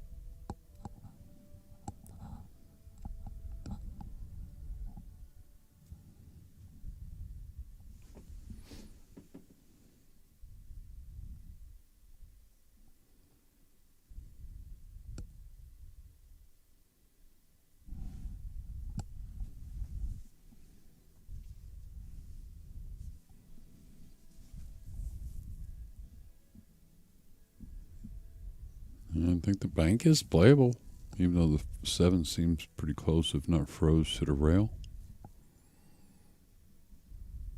Going with a high ball. Hard to get position if he's playing the bank with a high ball.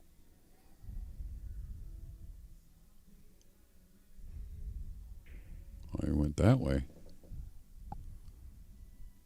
Hit it sweet.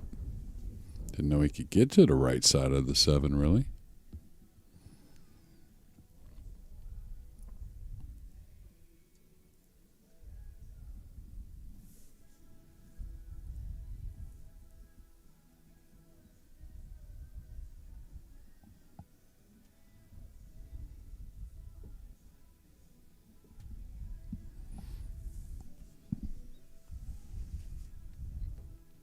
Wow, he's cutting this ball.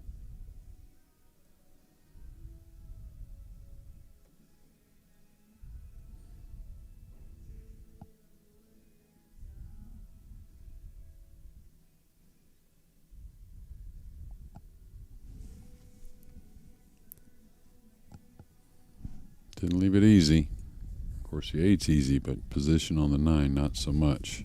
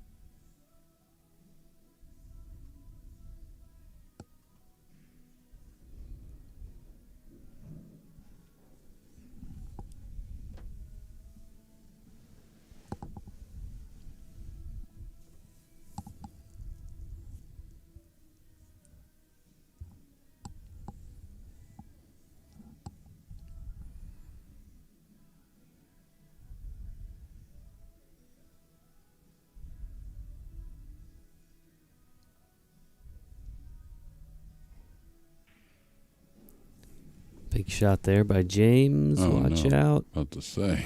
Wow. Huge shot. Narrowly scratches in the side, but picks up another big game. And he will have the break when we return here in just a few moments.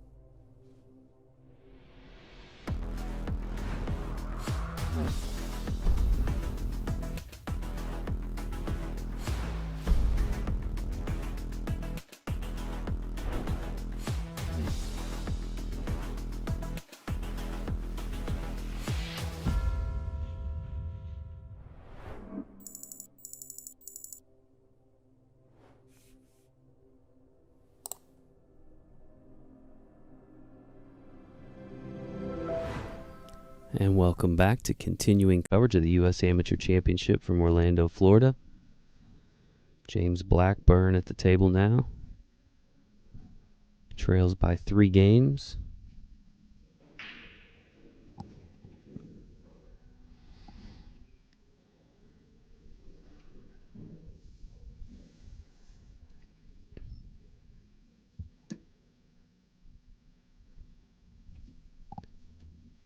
Two balls on the break. The 3 and the 4 ball.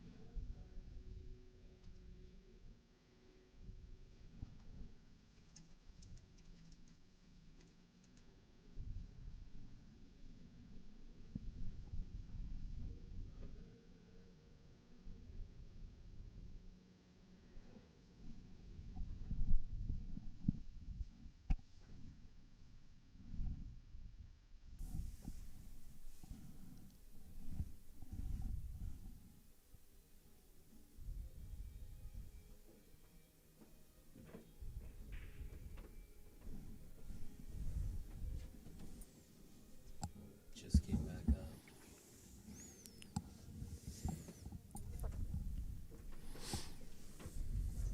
Nice bank there by Brandon. I don't know if he got the shape he wanted. Doesn't appear so. So maybe a kick and stick here. Going to the short cushion. Little draw stroke. Doesn't need a whole lot. Kind of kick the 5 away and hold the cue ball behind the 8. A lot of people, if you're learning about this shot, when you're close to it, it's just like a regular draw stroke. You don't need a whole lot of power, really. Easy to overhit this.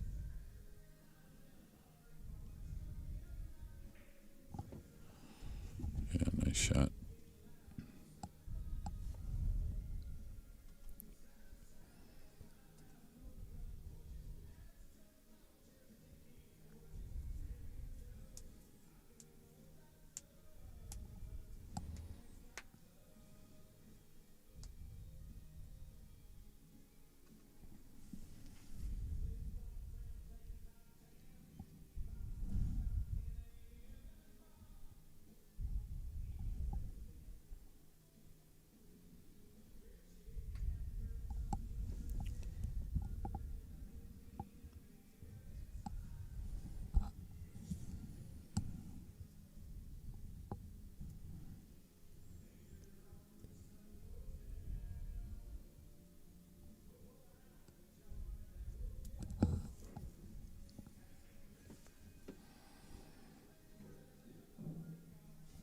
Wow.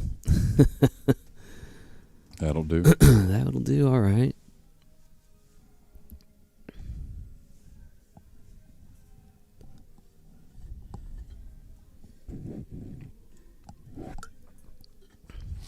Now, does he want to level out here and go through the cue ball to the bottom cushion and back up?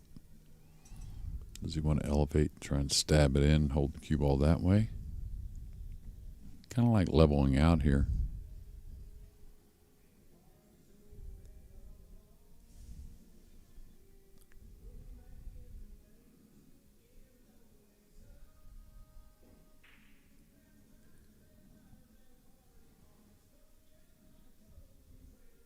Well, after the nice shot on the 5, unable to pocket the 6, Brandon Ashcraft back to the table now.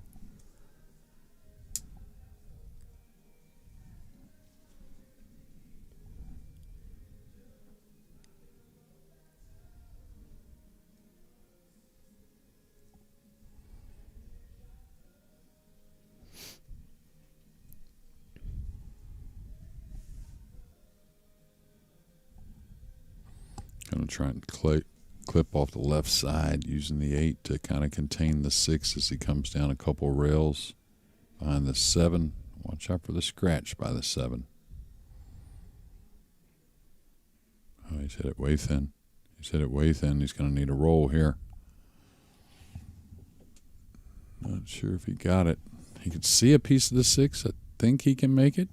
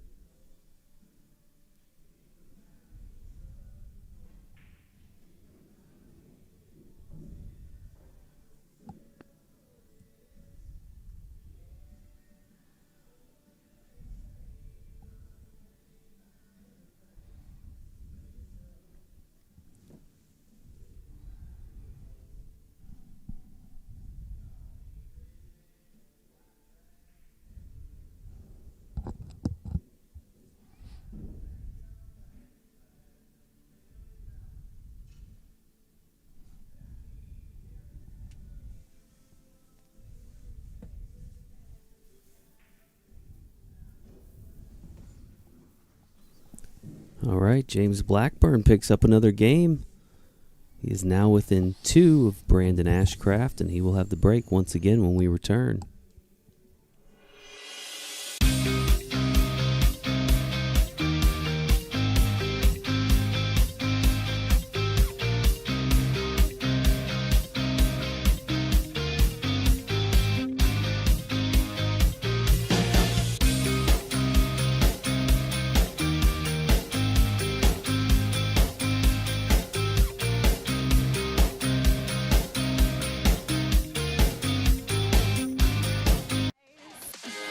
Hey, how you doing?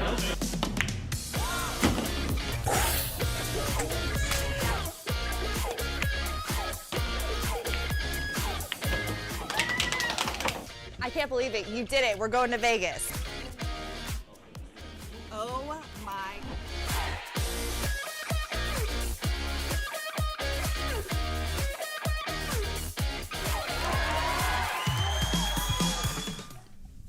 And we are back here in Orlando, continuing coverage of the U.S. Amateur Championship. James Blackburn at the table here with the break.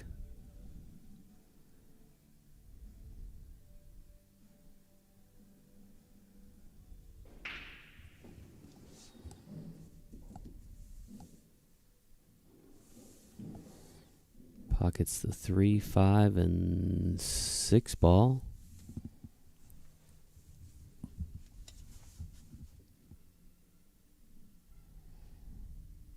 It looks like he's coming off the right side. Not sure. Think so. Running the cue ball.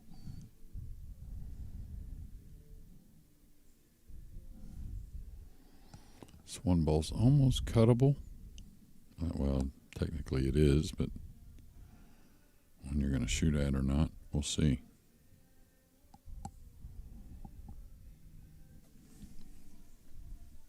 I think if he wasn't cueing that awkward over the 4, I think he does cut at it.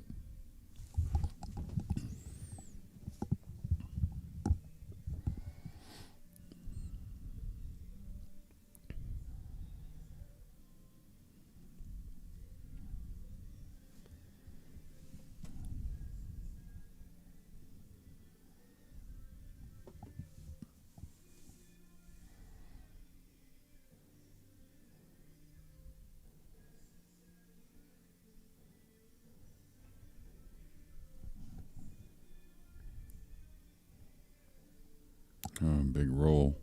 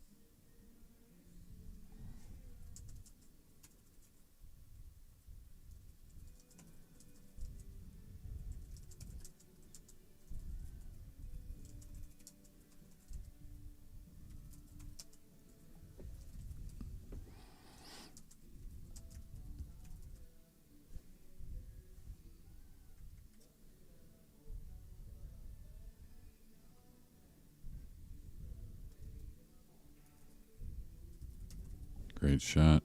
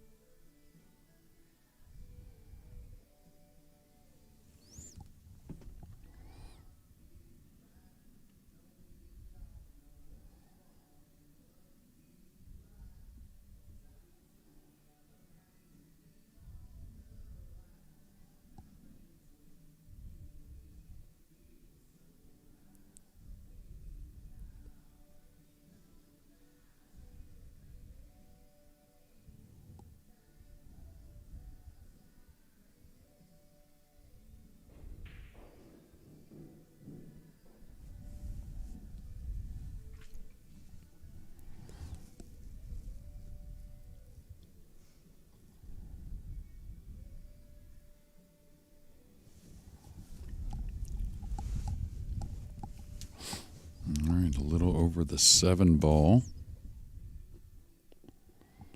Can't really dig on the ball with the 8 there. Just got to make a decision how far across he wants to come. Stay away from the 9 ball.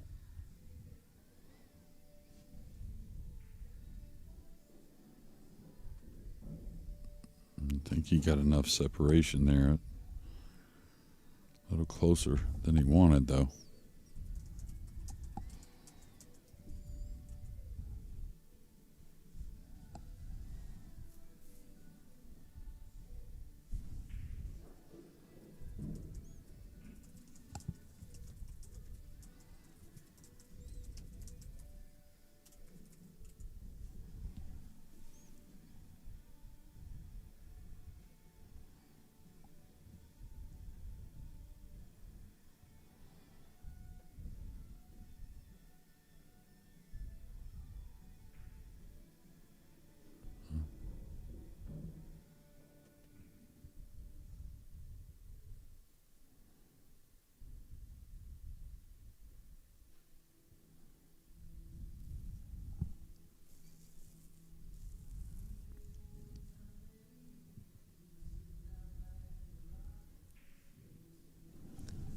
That 9 in the corner puts James within 1 game of Brandon Ashcraft. And he will once again have the break when we return here in just a few moments. This one is using actually 10 balls. So what exactly is a tangent? There's, in my opinion, 3 types of bridge: the closed bridge, the open bridge, and the rail bridge. We're gonna start with the closed bridge. Now if you practice this, it's really gonna help you to go from a 2 to a 3. In this episode today, we're gonna cover how to go from a 3 to a 4. Let's get into it.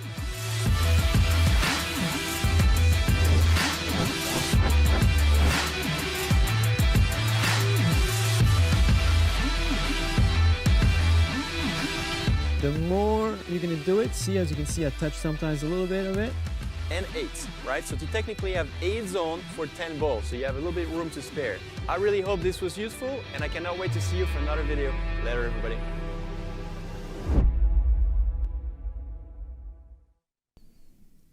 And we're back here in Orlando, continuing coverage of the U.S. Amateur Championship,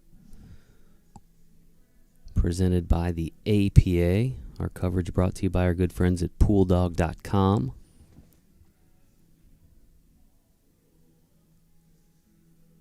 Brandon Ashcraft held a 6-2 lead. James Blackburn has now pulled within 1 game, trailing 6-5. Again, this is a race to 11. Is that our golden break? Moving that way a bit. Quite. Did pocket 2 balls on the break. Has a look at the 1. It does cut. I think it does bank cross corner also.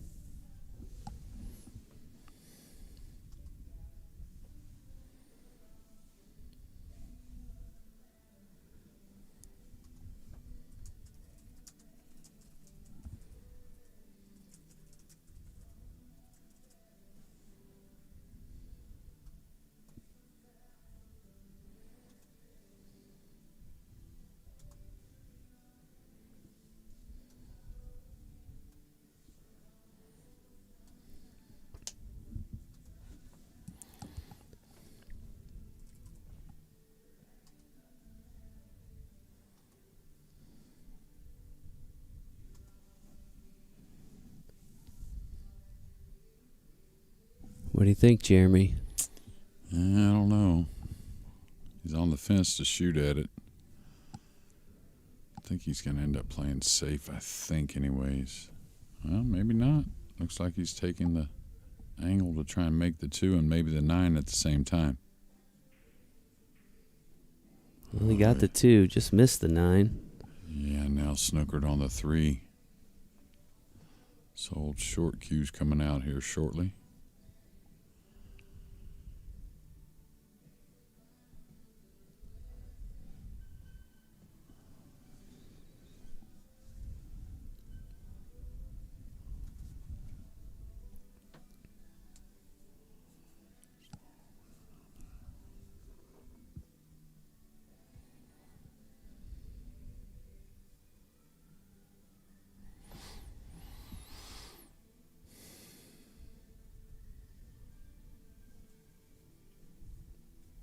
It's hit a number of jumps really well.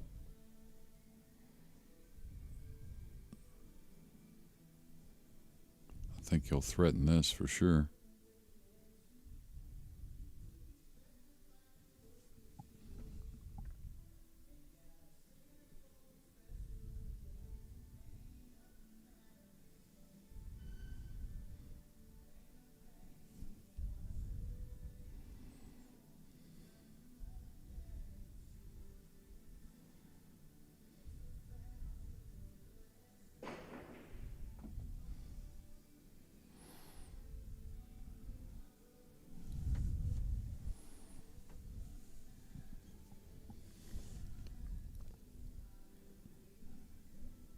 James seems to have pretty good command of that jump cue. We've seen him use it a few times now. Oh yeah, pretty successfully. Yeah, he's made a couple, and that one was probably off the mark as much as any of them. But he gets over the ball pretty easily. Seems like in control quite often. This ball's almost lined up towards the pocket, but the 6 a hair in the way. May be able to use the rail and the 9 to pocket the 3, but pretty risky. Not a lot of options though.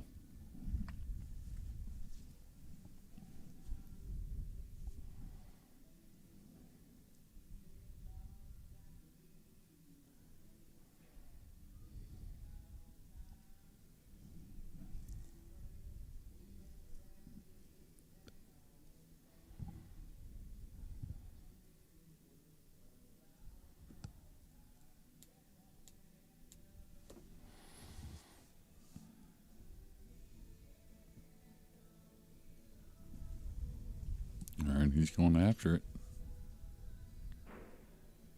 Needs some help. A lot of help. Tell you what, this has gotten tricky. 3 does go on to the 9. I'm sitting right on that line, but whew, it's tight. I mean, if you had ball in hand, you could make it, that's for sure. It does go, but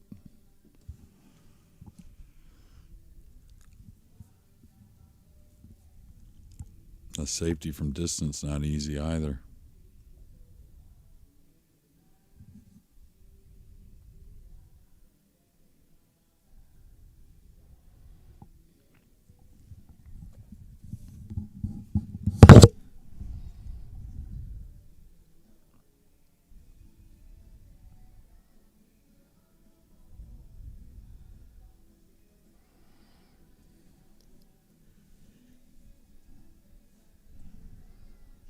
Looks like he's sizing up the 3 into the 6 somehow.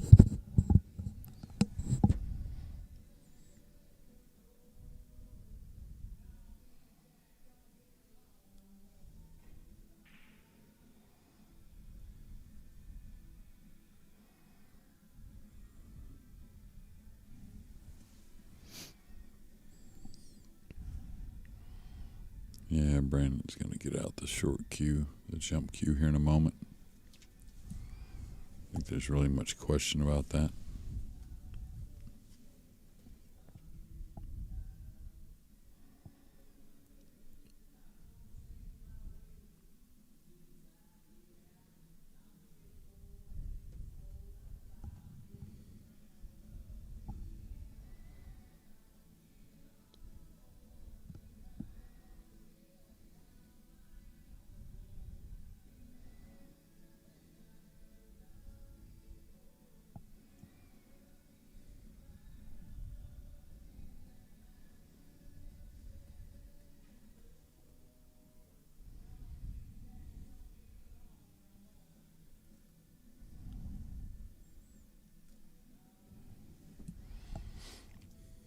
Trying to play the cue ball into the 9. The winner, the money ball.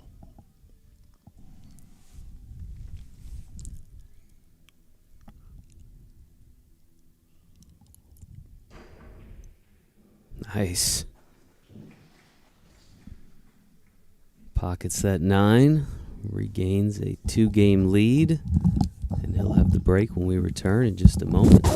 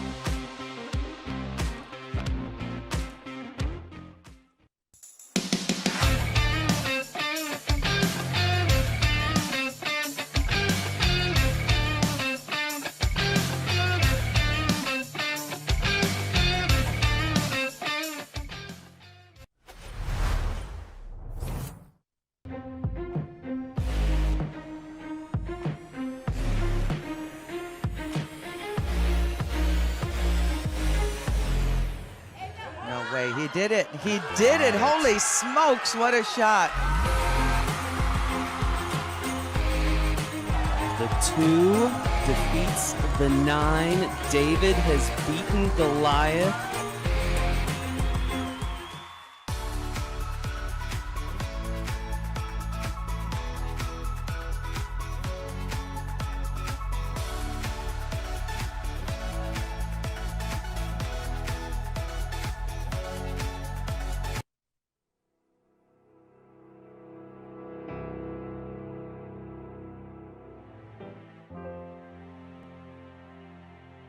See if Jonathan can make some magic happen somehow.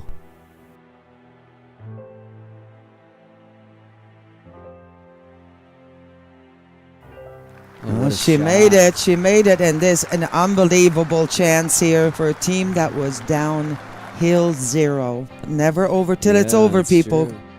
What a comeback by these two. Holy moly, people.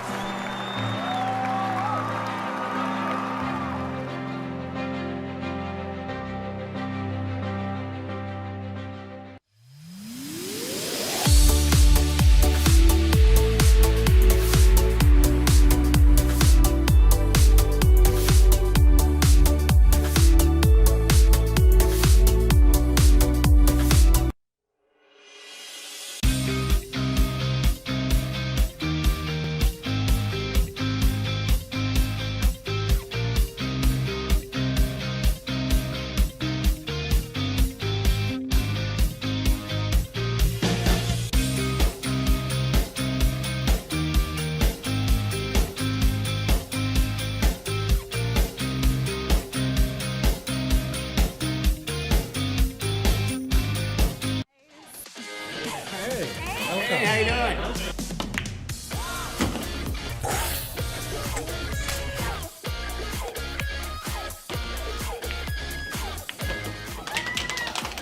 I can't believe it. You did it. We're going to Vegas. Oh my.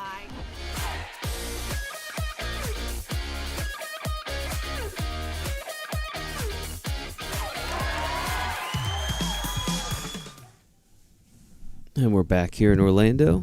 Players wanted to take a quick break there, but we are back. Brandon Ashcraft leading 7-5. The championship match at this year's U.S. Amateur.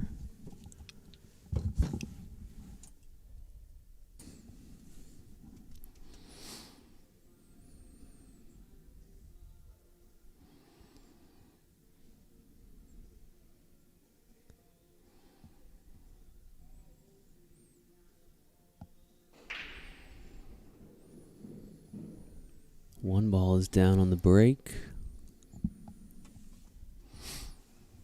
as is the 6 ball. Let's get on the 2. Don't know if the 3 goes by the 5 or not. I kind of feel like it will squeeze by there.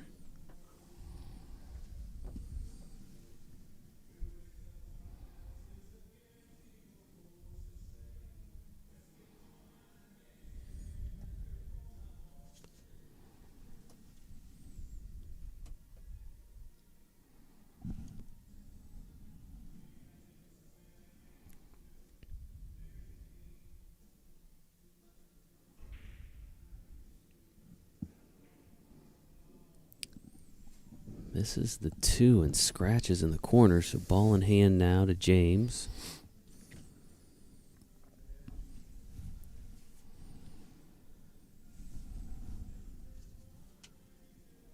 We start this match a little after 4. Yeah. So we're well over 2 hours. Oh, 2 yeah. hours, 30 minutes. 2 hours, 33 minutes into this match, so Yeah. kind of a marathon here for the players. Of course, they've been playing since early this morning. Yeah. Endurance is part of it, though, isn't it, Jeremy? Oh, absolutely. Mental endurance as well. They go hand in hand, but for watching Brandon and knowing him, for watching him play so long, and then again watching him play here, kind of feel like he got down on that 2 ball a little quicker than he has been. Just may have rushed it a hair. Of course, you're always looking for a reason why mistakes or misses happen, but that's just part of it. You can't make them all.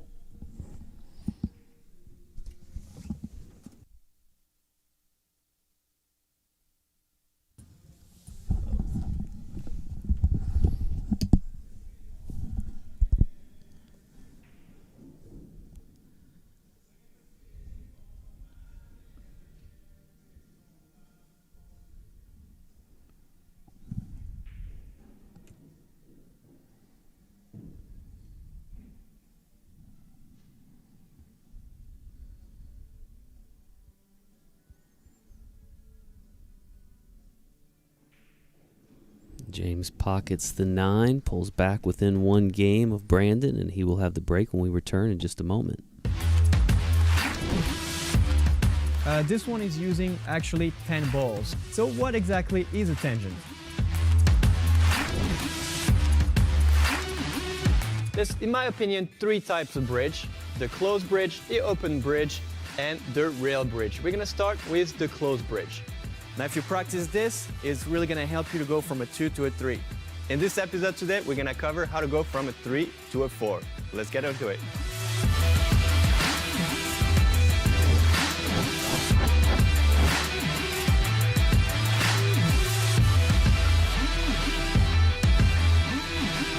The more you're gonna do it, see, as you can see, I touch sometimes a little bit of it. And 8, right? So to technically have 8 zones for 10 balls, so you have a little bit of room to spare. I really hope this was useful, and I cannot wait to see you for another video. Later, everybody.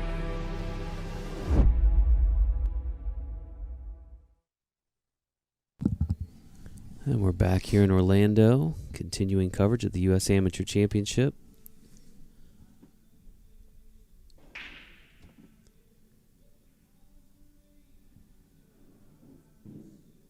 8 ball drops in that side pocket. And he's got a great shot on the 1. Little odd stretch for the right-hander. He doesn't have to baby it, but he's got to kind of hold the cue ball somewhat.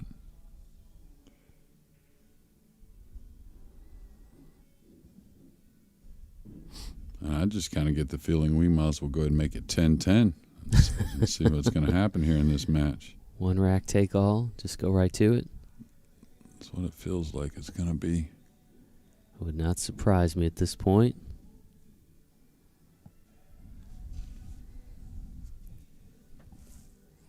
Now James picking up the pace a little bit. Might get in that flow.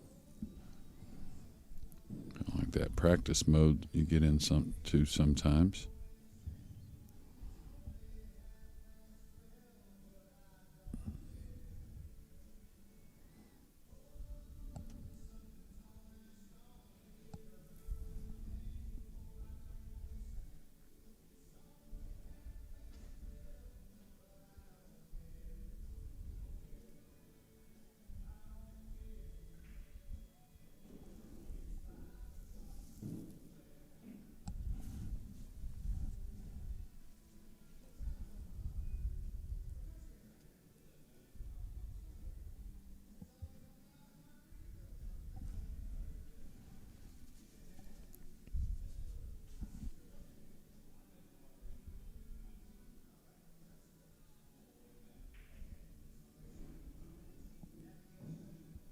Nice speed there going forward on with the cue ball.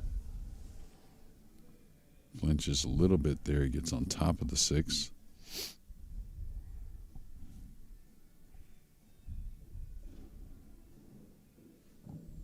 So believe it or not, we saw plenty of break and runs from these two guys to get to this point. But there hadn't been a ton of break and runs in this final. And here's one of the few to tie the match. And as Jeremy said, it is 7-7, folks. Buckle up. We got a good one here in Orlando. We'll have continuing coverage of this year's U.S. Amateur Championship in just a moment.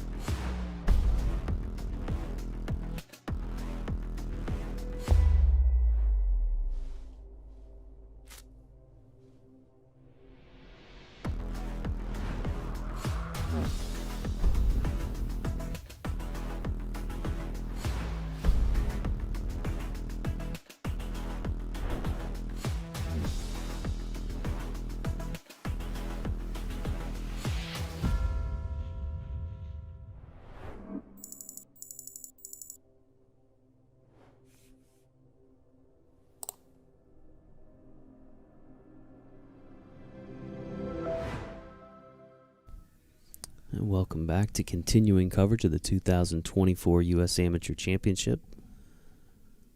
James Blackburn at the table with the break here.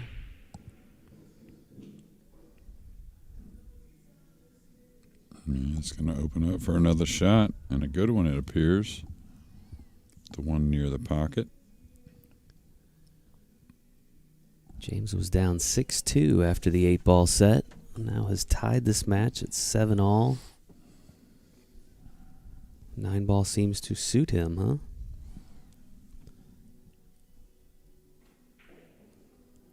All right. Needs to slow down a little bit. That way the cueing isn't awkward. Should be just fine.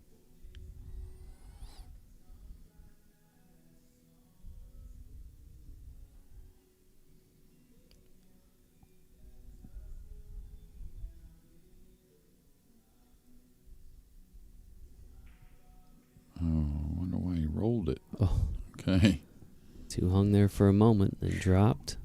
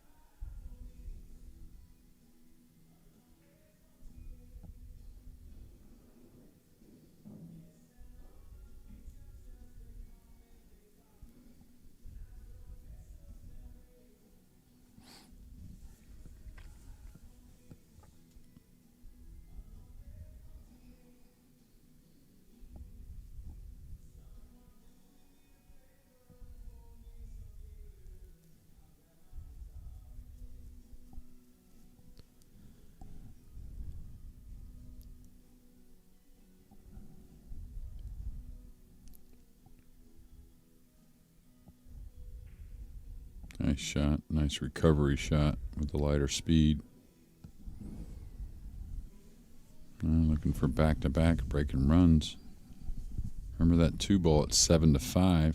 Brandon Broke had a nice shot and scratched, missing the 2, and now looking to be down maybe 8-7 without getting back to the table.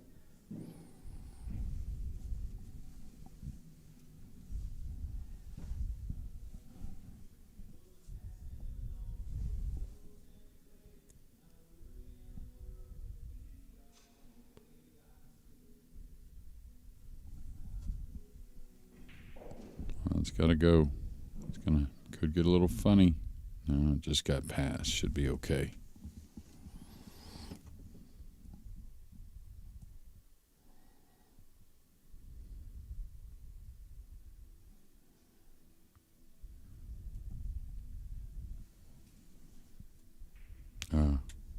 It's going to squeak home. Wouldn't say it hit center cut there, Jason, but it went. And James Blackburn has taken his first lead of this match, 8-7. Again, this is a race to 11, and he will have the break when we return here in just a moment.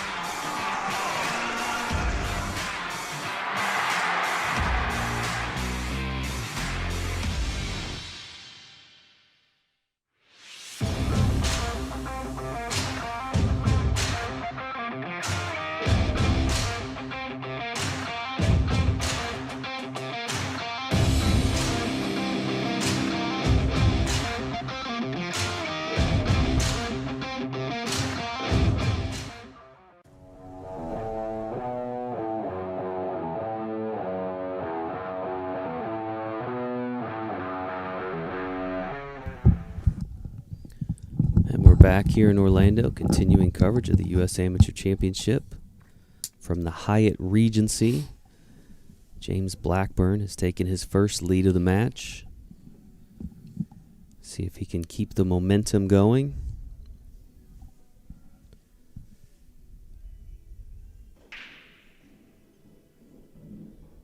Couple balls on the break, including the 1 and the 3.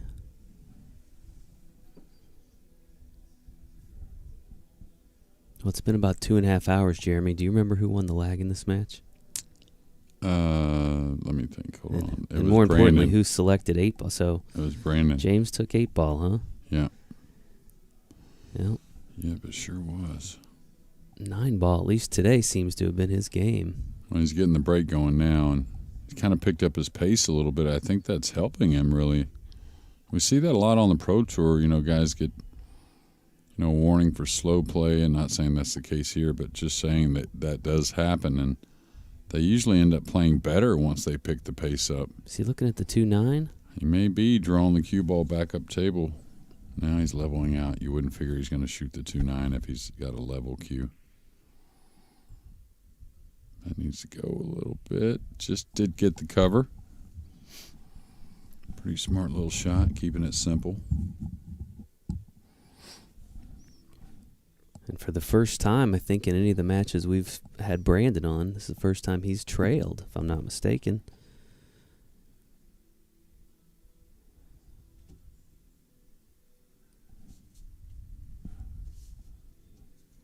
We'll see how he responds now. Might fluke this in the side. Trying to kick safe.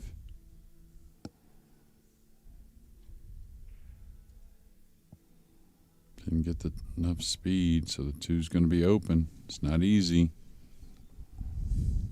You kind of feel, I think we can all feel kind of where the momentum's at. Maybe that's obvious, but kind of feel like he's going to knock in these tough balls.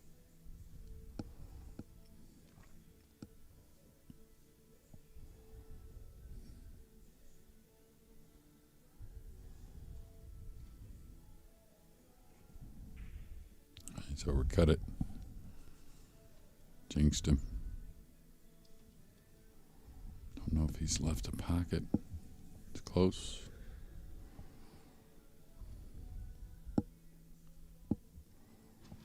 Maybe it does cut in the side. Gotta go get my eyes looked at. I tell you, I thought it was way too thin for that, but yeah, this overhead definitely tells me it's playable.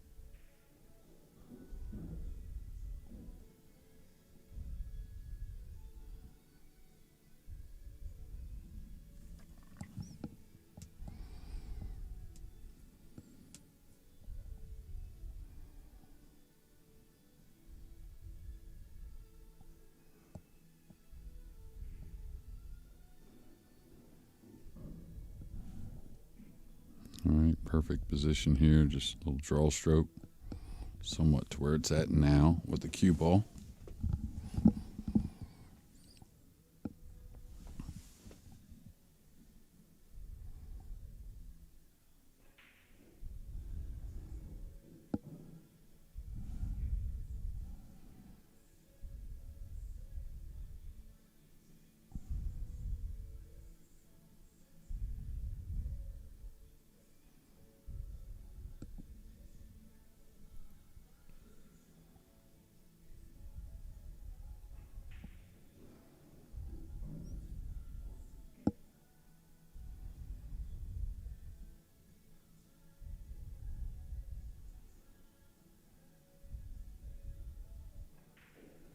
And a strong answer there by Brandon Ashcraft ties this match up at 8 apiece, and he will hold the break when we return here in just a moment.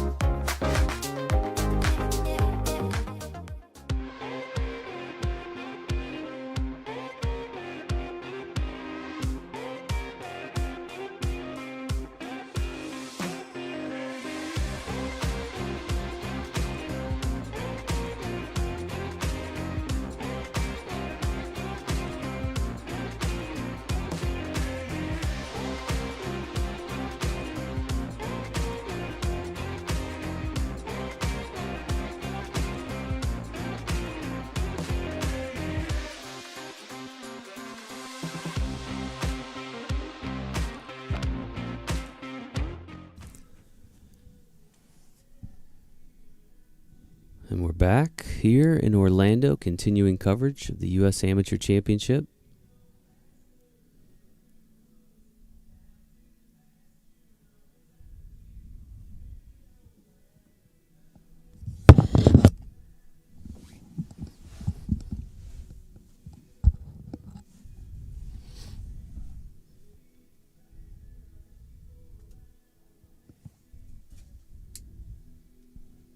Seems something maybe bothered Brandon a little bit. Not sure what that could be. I don't know if he was upset James was on his phone during the break there, maybe. Definitely something bothering him. Doesn't manage to let him affect his break, though. Pockets the 7.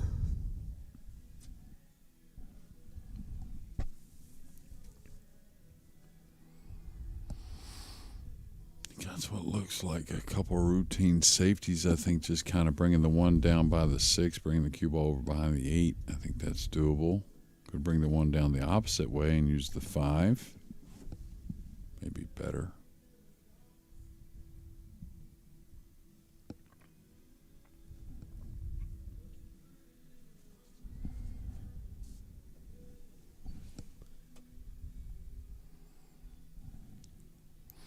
Like he's playing to edge this ball. Tends to leave a few more options sometimes, or let's say a little more difficult. Hit it beautifully though. Really good.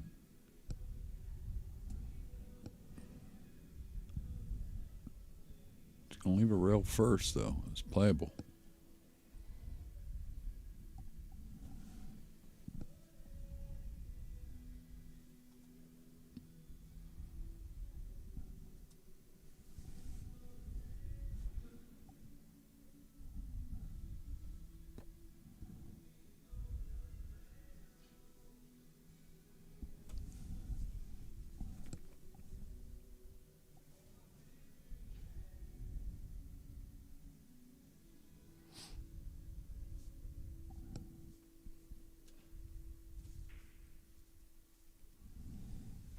Got a little heavy, so Brandon's going to get that first real shot at 8 apiece.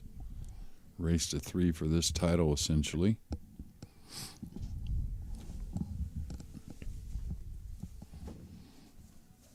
Looks like he's got an angle to come across between the 5-8 to play the 2 in the lower left corner.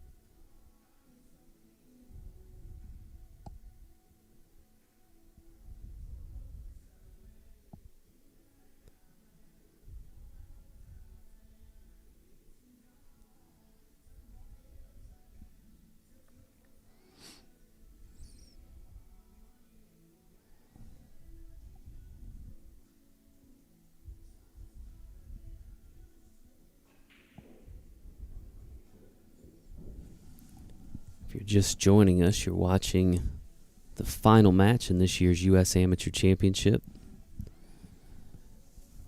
This is Brandon Ashcraft at the table out of Michigan. 1 point led 6-2, then down 8-7. He is now tied it at 8 apiece.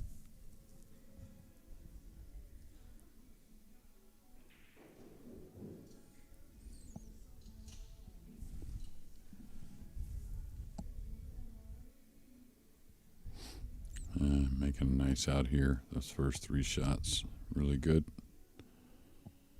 He's got to finish here to get that lead back.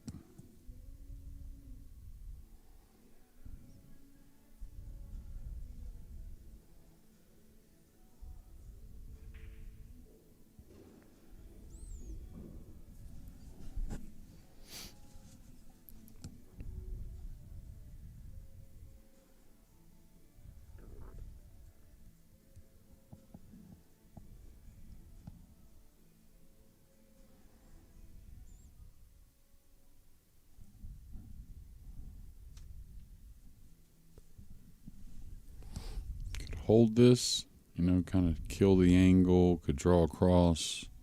I think he could go forward if he really wanted, so a few options.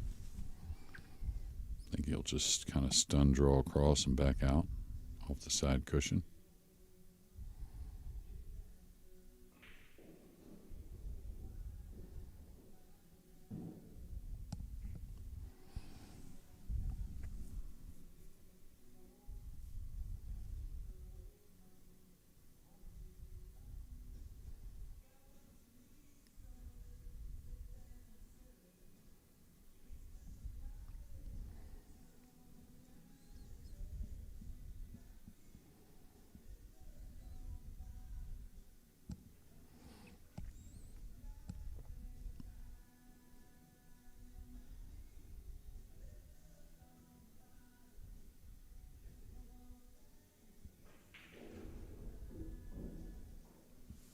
A little the wrong side, but he can work the cue ball a couple rails to where he's standing now. Take on a little shot from that side pocket on the 9 in the lower left corner.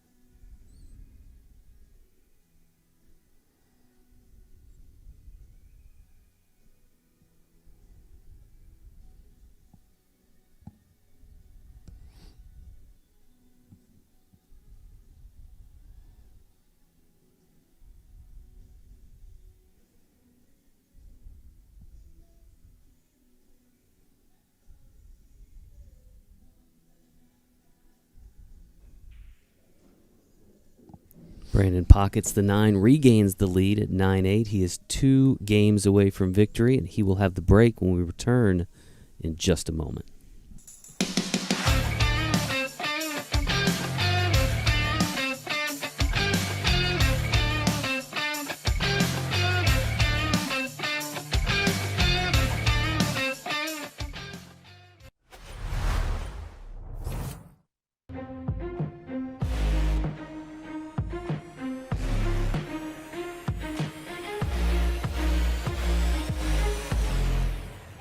No way, he did it. He did it. Holy smokes, what a shot. The 2 defeats the 9. David has beaten Goliath.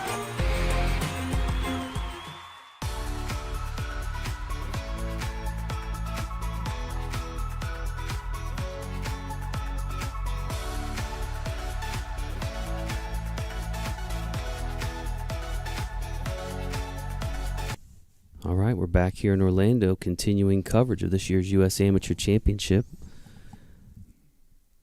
This is the finale here. Brandon Ashcraft at the table.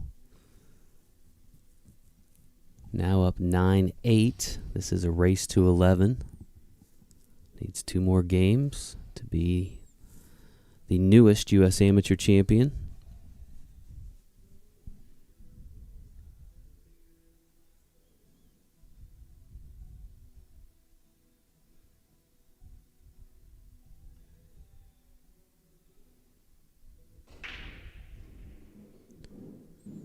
One in the side. Yeah, the 2's down as well. He's got a great shot on the 3. It's not a hanger because he isn't near the rail and there's a bit of angle, but getting the 3 down, got to feel like it's going to set him up to maybe get on the hill.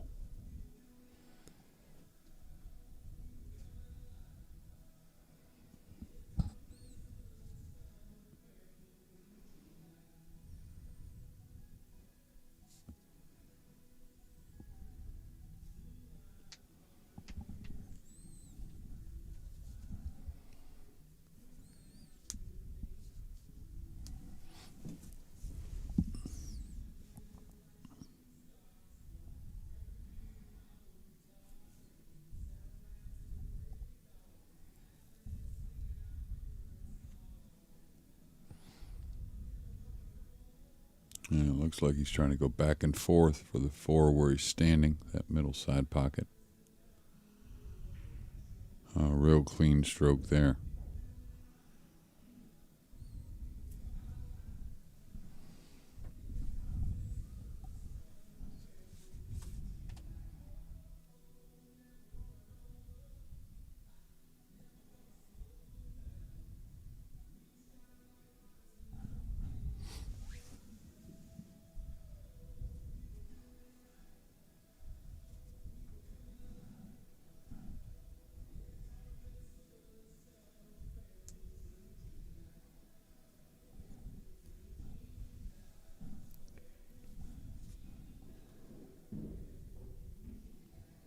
No, I don't know if he can reach this one.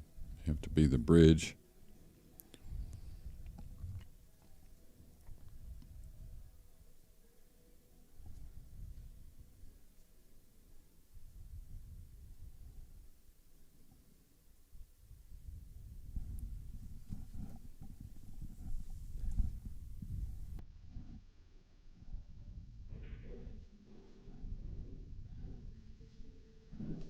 Watch out.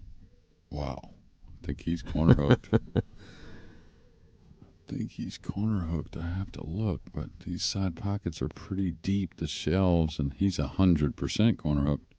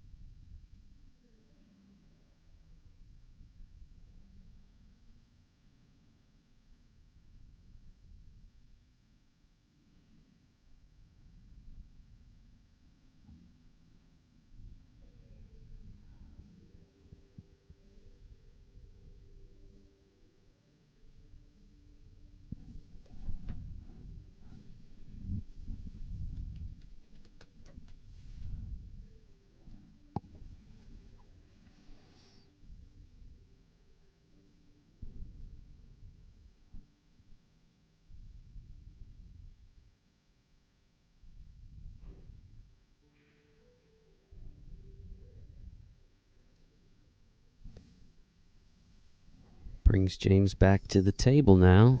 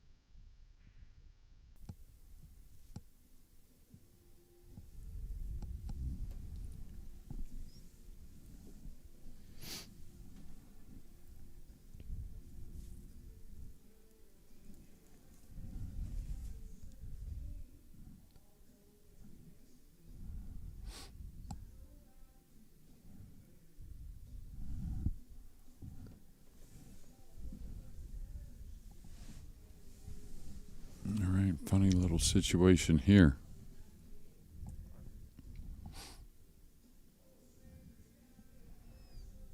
Not sure what he's going to attempt Really?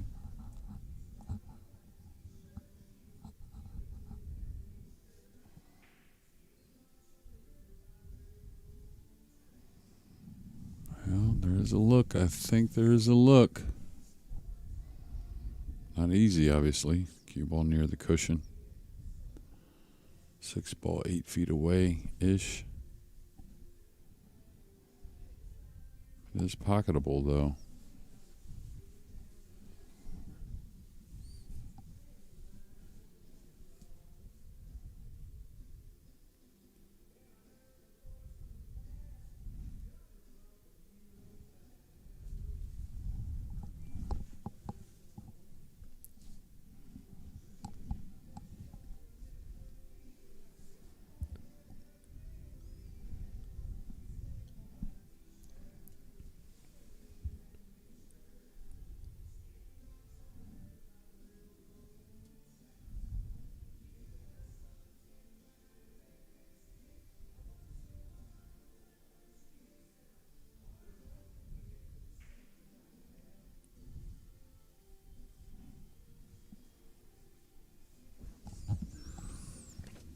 All right, what do you think, Jeremy? Chance for James to tie this thing back up? Yeah, it's a little thin in the side, but it definitely plays.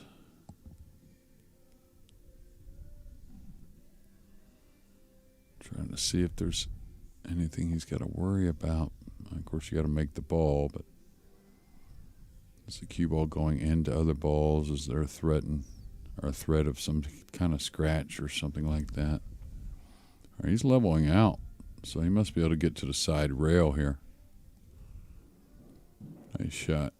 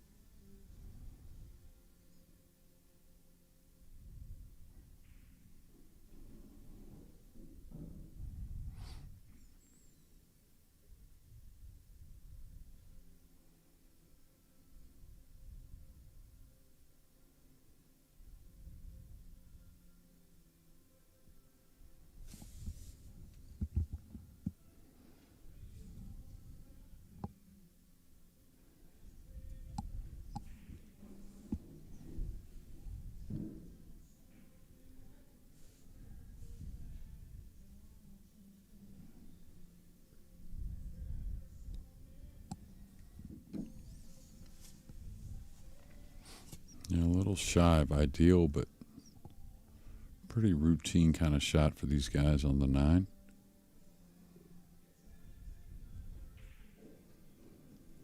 And once again, we are all tied up, this time at 9 apiece. James Blackburn will have the break when we return here in just a few moments.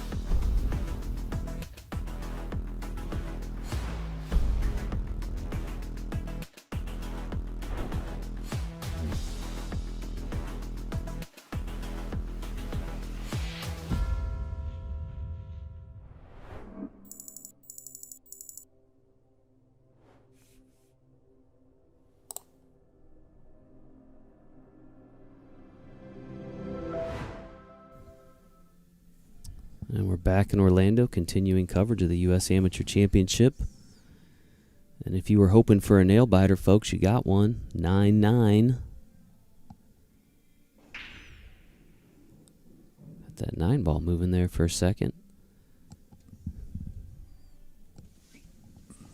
Did pocket the 2 on the break. Yeah, I wouldn't be too upset about this. Didn't look like he was very happy, but he's just a foot away from the 1. Maybe he's not straight in because the 8's in the way, but definitely gets first choice, which is all you can ask for, especially with a reasonable shot.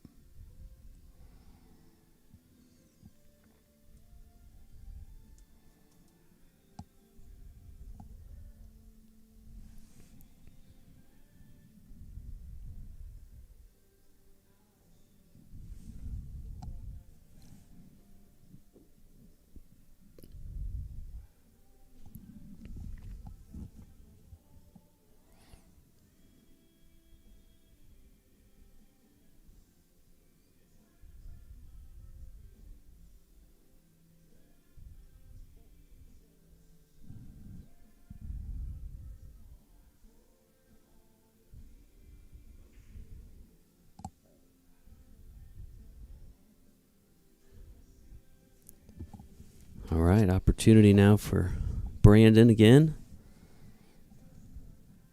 Tell you what, Jeremy, I don't have stats on length of USAM championship matches, but this has certainly got to be one of the longest we've seen.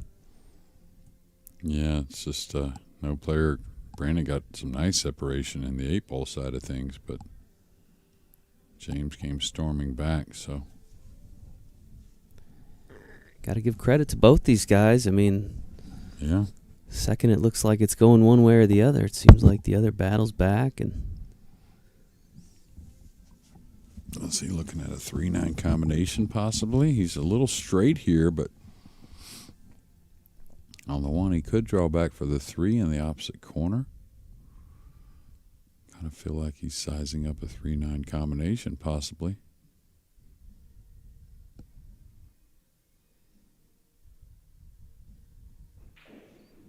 Well, the 1 is down, and we will soon find out. Does he go for the 3-9 to put himself on the hill? I think so.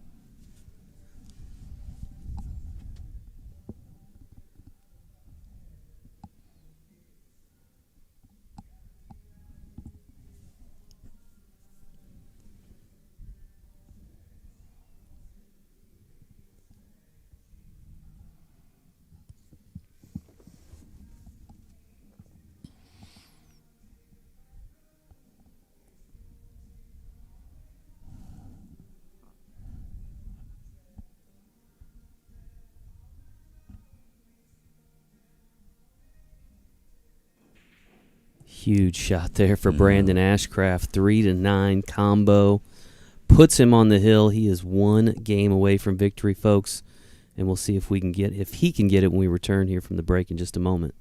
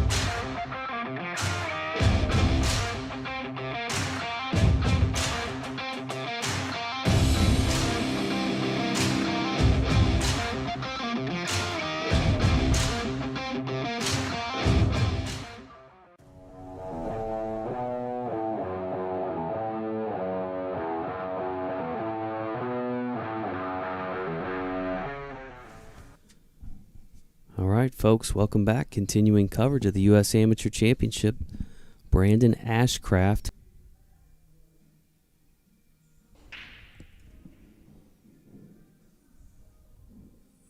has a ball on the break. Yeah, no look at the 1, though, so James is probably going to get some kind of decision or shot or both.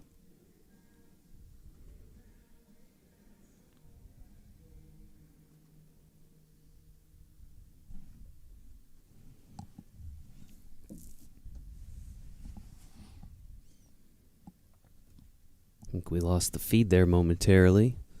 We are back. If you're just joining us, you're watching coverage of the 2024 U.S. Amateur Championship. Brandon Ashcraft leading 10-9 in a race to 11. He is on the hill. If he can pocket one more 9-ball, he will be your champion. Surveying the table here. And it's going to be a push out, so the first option will go to James.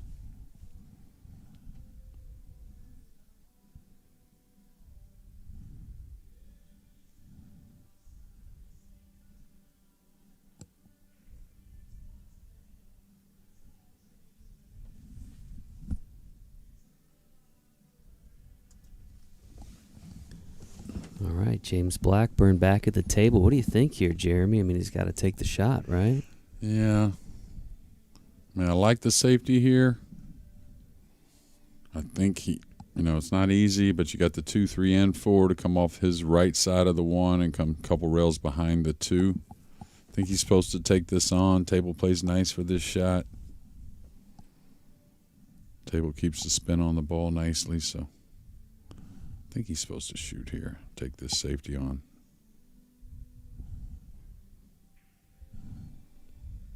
Yeah, it's the shot I was thinking of, and he's going to love it. He's absolutely going to love it. I thought for that kind of shot, a lot of times if you're Brandon and you're the person pushing out, you can push out to that shot, but you want to leave the cue ball on the rail to make that shot just a little more difficult. Otherwise, you're rarely ever going to get it back, and most players are going to execute that on you more often than not.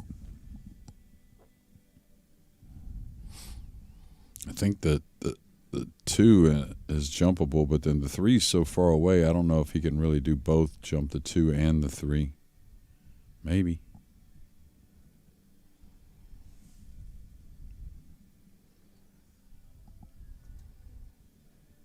I don't think it would surprise anyone if we went hill here. Kind of the way this match has gone. Kind of felt that at whatever it was, 7-7 or 7-6.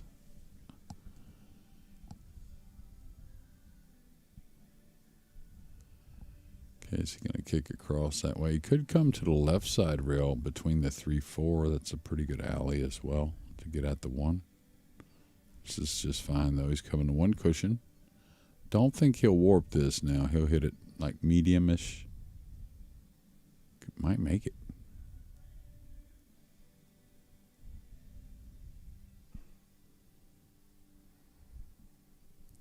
Well, he fails to make contact with the 1 ball. Ball in hand now to James.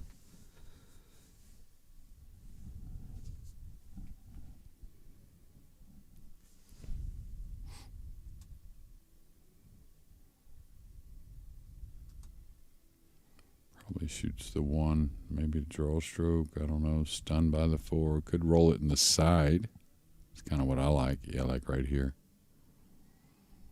I always like going forward unless it's just kind of ridiculous and doesn't make sense.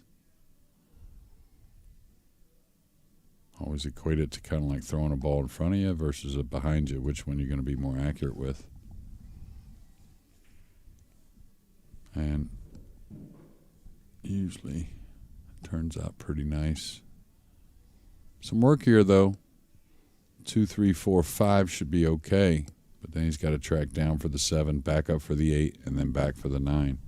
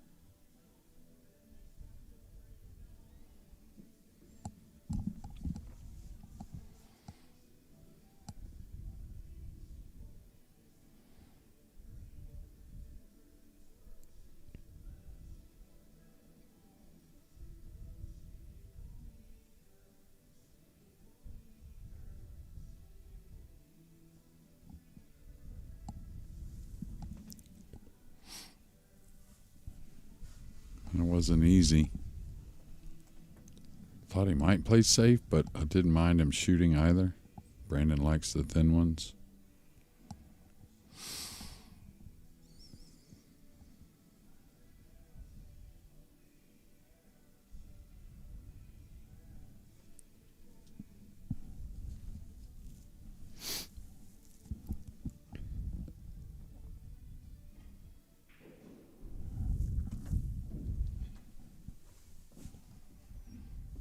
It's got a hair odd just because he's near the rail. I think he goes by the 9, no problem. But does he end up on hair on top of the 8 maybe with the cue ball? Probably doesn't want to put a lot of side spin on the cue ball since he's near the cushion. So if he's just straight top, it's all about speed control coming down. I think he avoids the 9, but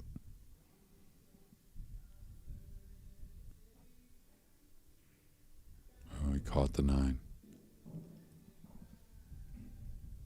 Got enough bump to where it is cuttable.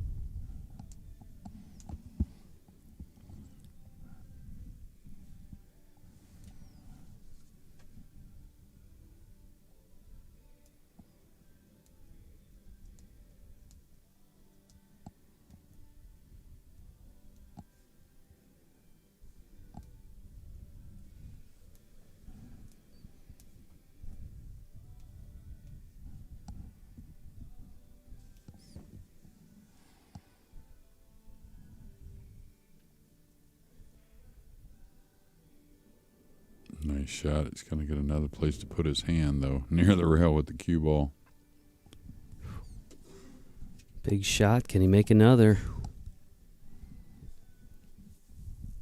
Sure we'll know, or he'll let us know as soon as he strikes the cue ball whether he likes it or not.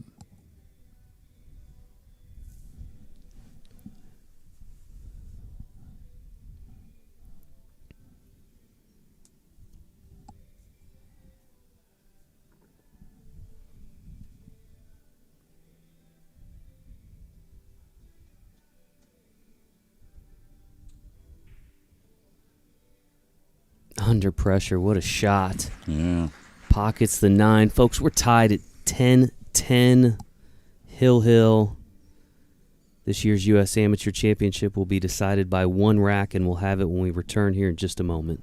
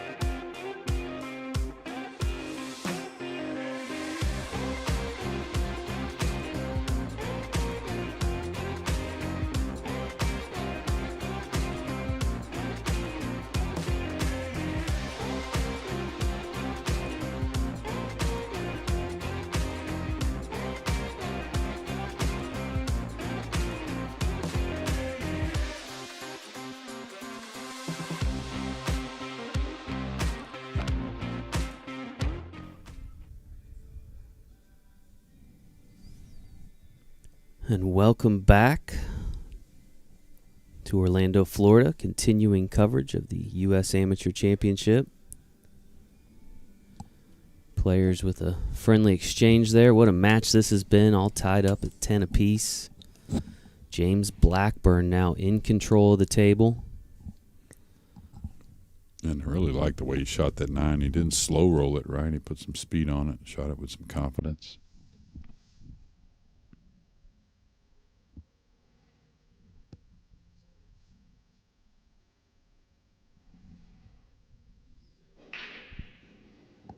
One's down. He's got a shot on the 1.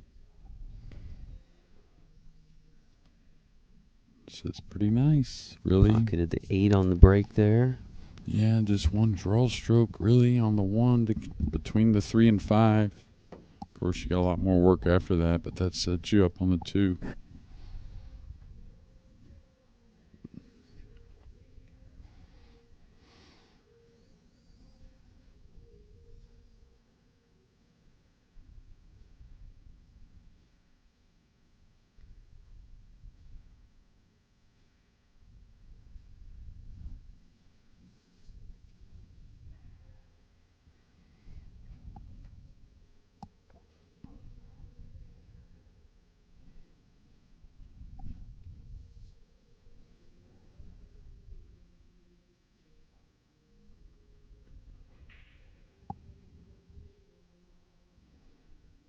Unable to pocket the one ball there.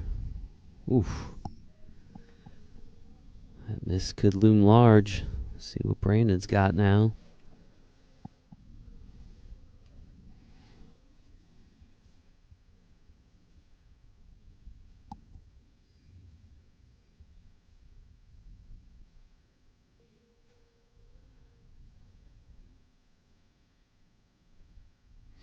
Yeah, not a lot here. Just, I mean, table will tell you can't flirt. Just come one rail right at the 2 ball. Get to the center of the table.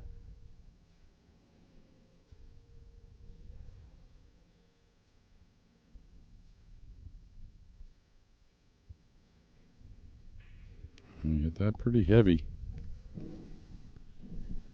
So I don't know if the 3 passes the 7 and the side. That would make things a lot easier.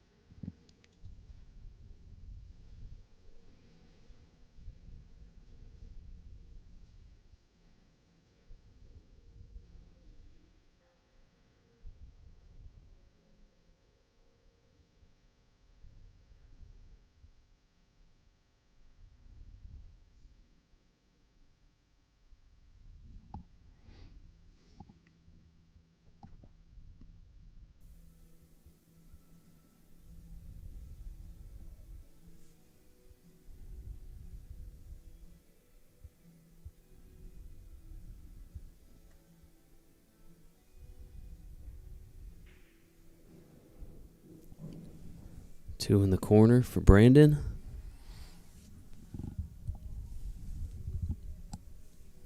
Yeah, I guess this does play on the side. I like 1 rail here. Could come 2 rails between the 4 and 6. Just kind of like 1 rail myself, though, to the top cushion with a hair of inside, that being left spin. Just let the cue ball straighten off the top cushion and come right down the middle of the table.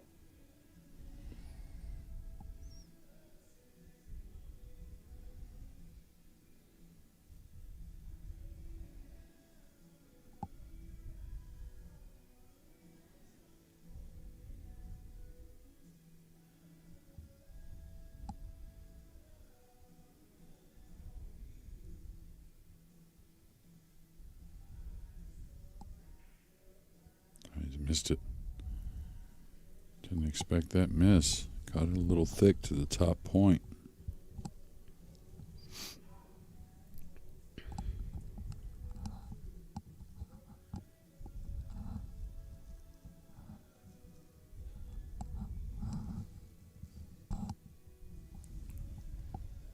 Coming on the 5 with the cue ball here. Just kept it simple. Pretty smart.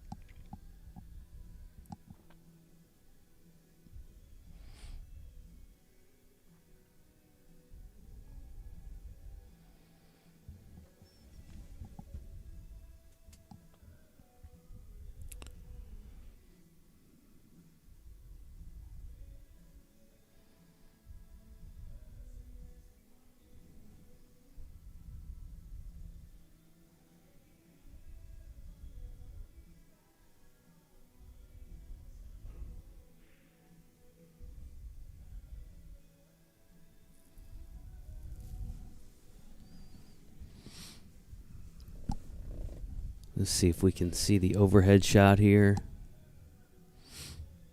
He can definitely get at it. I think he's supposed to go for the cut in the side myself. I don't think he has the corner. And the way it sits, it's kind of hard to miss the cut in the side because usually the way you would miss is a hair thick. And I think it would trickle in off the 6 if you hit it a hair on the heavy side.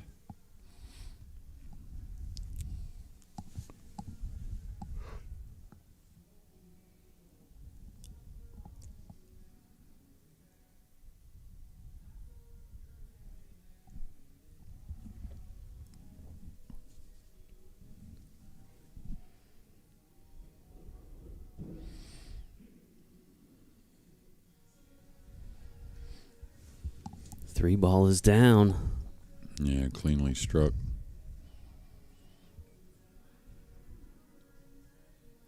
Seeing any issues, Jeremy? No, a little awkward cueing with the 9 near, just because it's hill for the title, right? But So it's just a matter of if he can finish. yeah, What he's a comeback this would be. pretty good at the stun shot, too. It's been one of his bread and butters. That's what he needs here.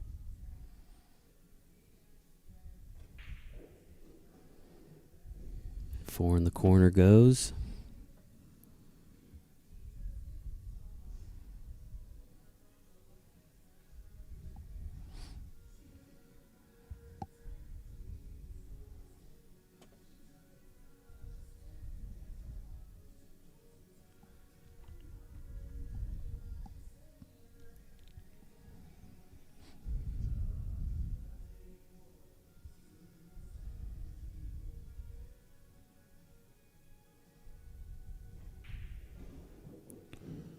Yeah, I thought he might roll across and just play the 6 up long. Just because the 7 was there, he should still be fine.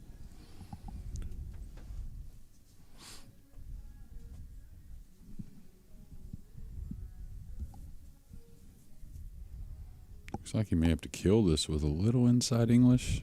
Maybe side rail, end rail, and kind of straighten the cue ball up for the 7 on the side.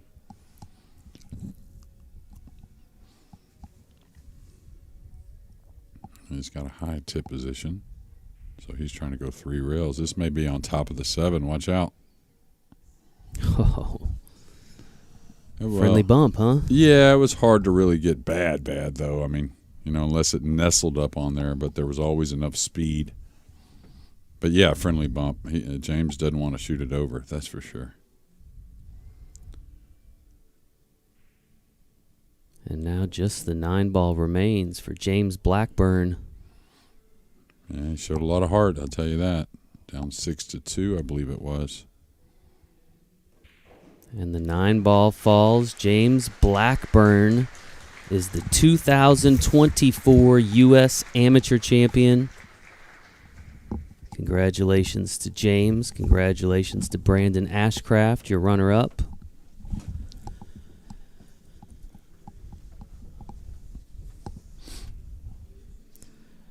I'll tell you what, folks, doesn't get any closer than that. A Hill nail biter to close out this year's U.S. Amateur Championship. Hope you folks enjoyed it. Congratulations again to James Blackburn. He is your 2024 U.S. Amateur Champion. Congratulations to Brandon Ashcraft as well, your runner-up in this year's event. Folks, we appreciate you tuning in. Thanks to the folks at PoolDog.com for presenting all of our coverage of this year's U.S. Amateur Championship. We hope you guys enjoyed it, and we look forward to seeing you again here in the near future.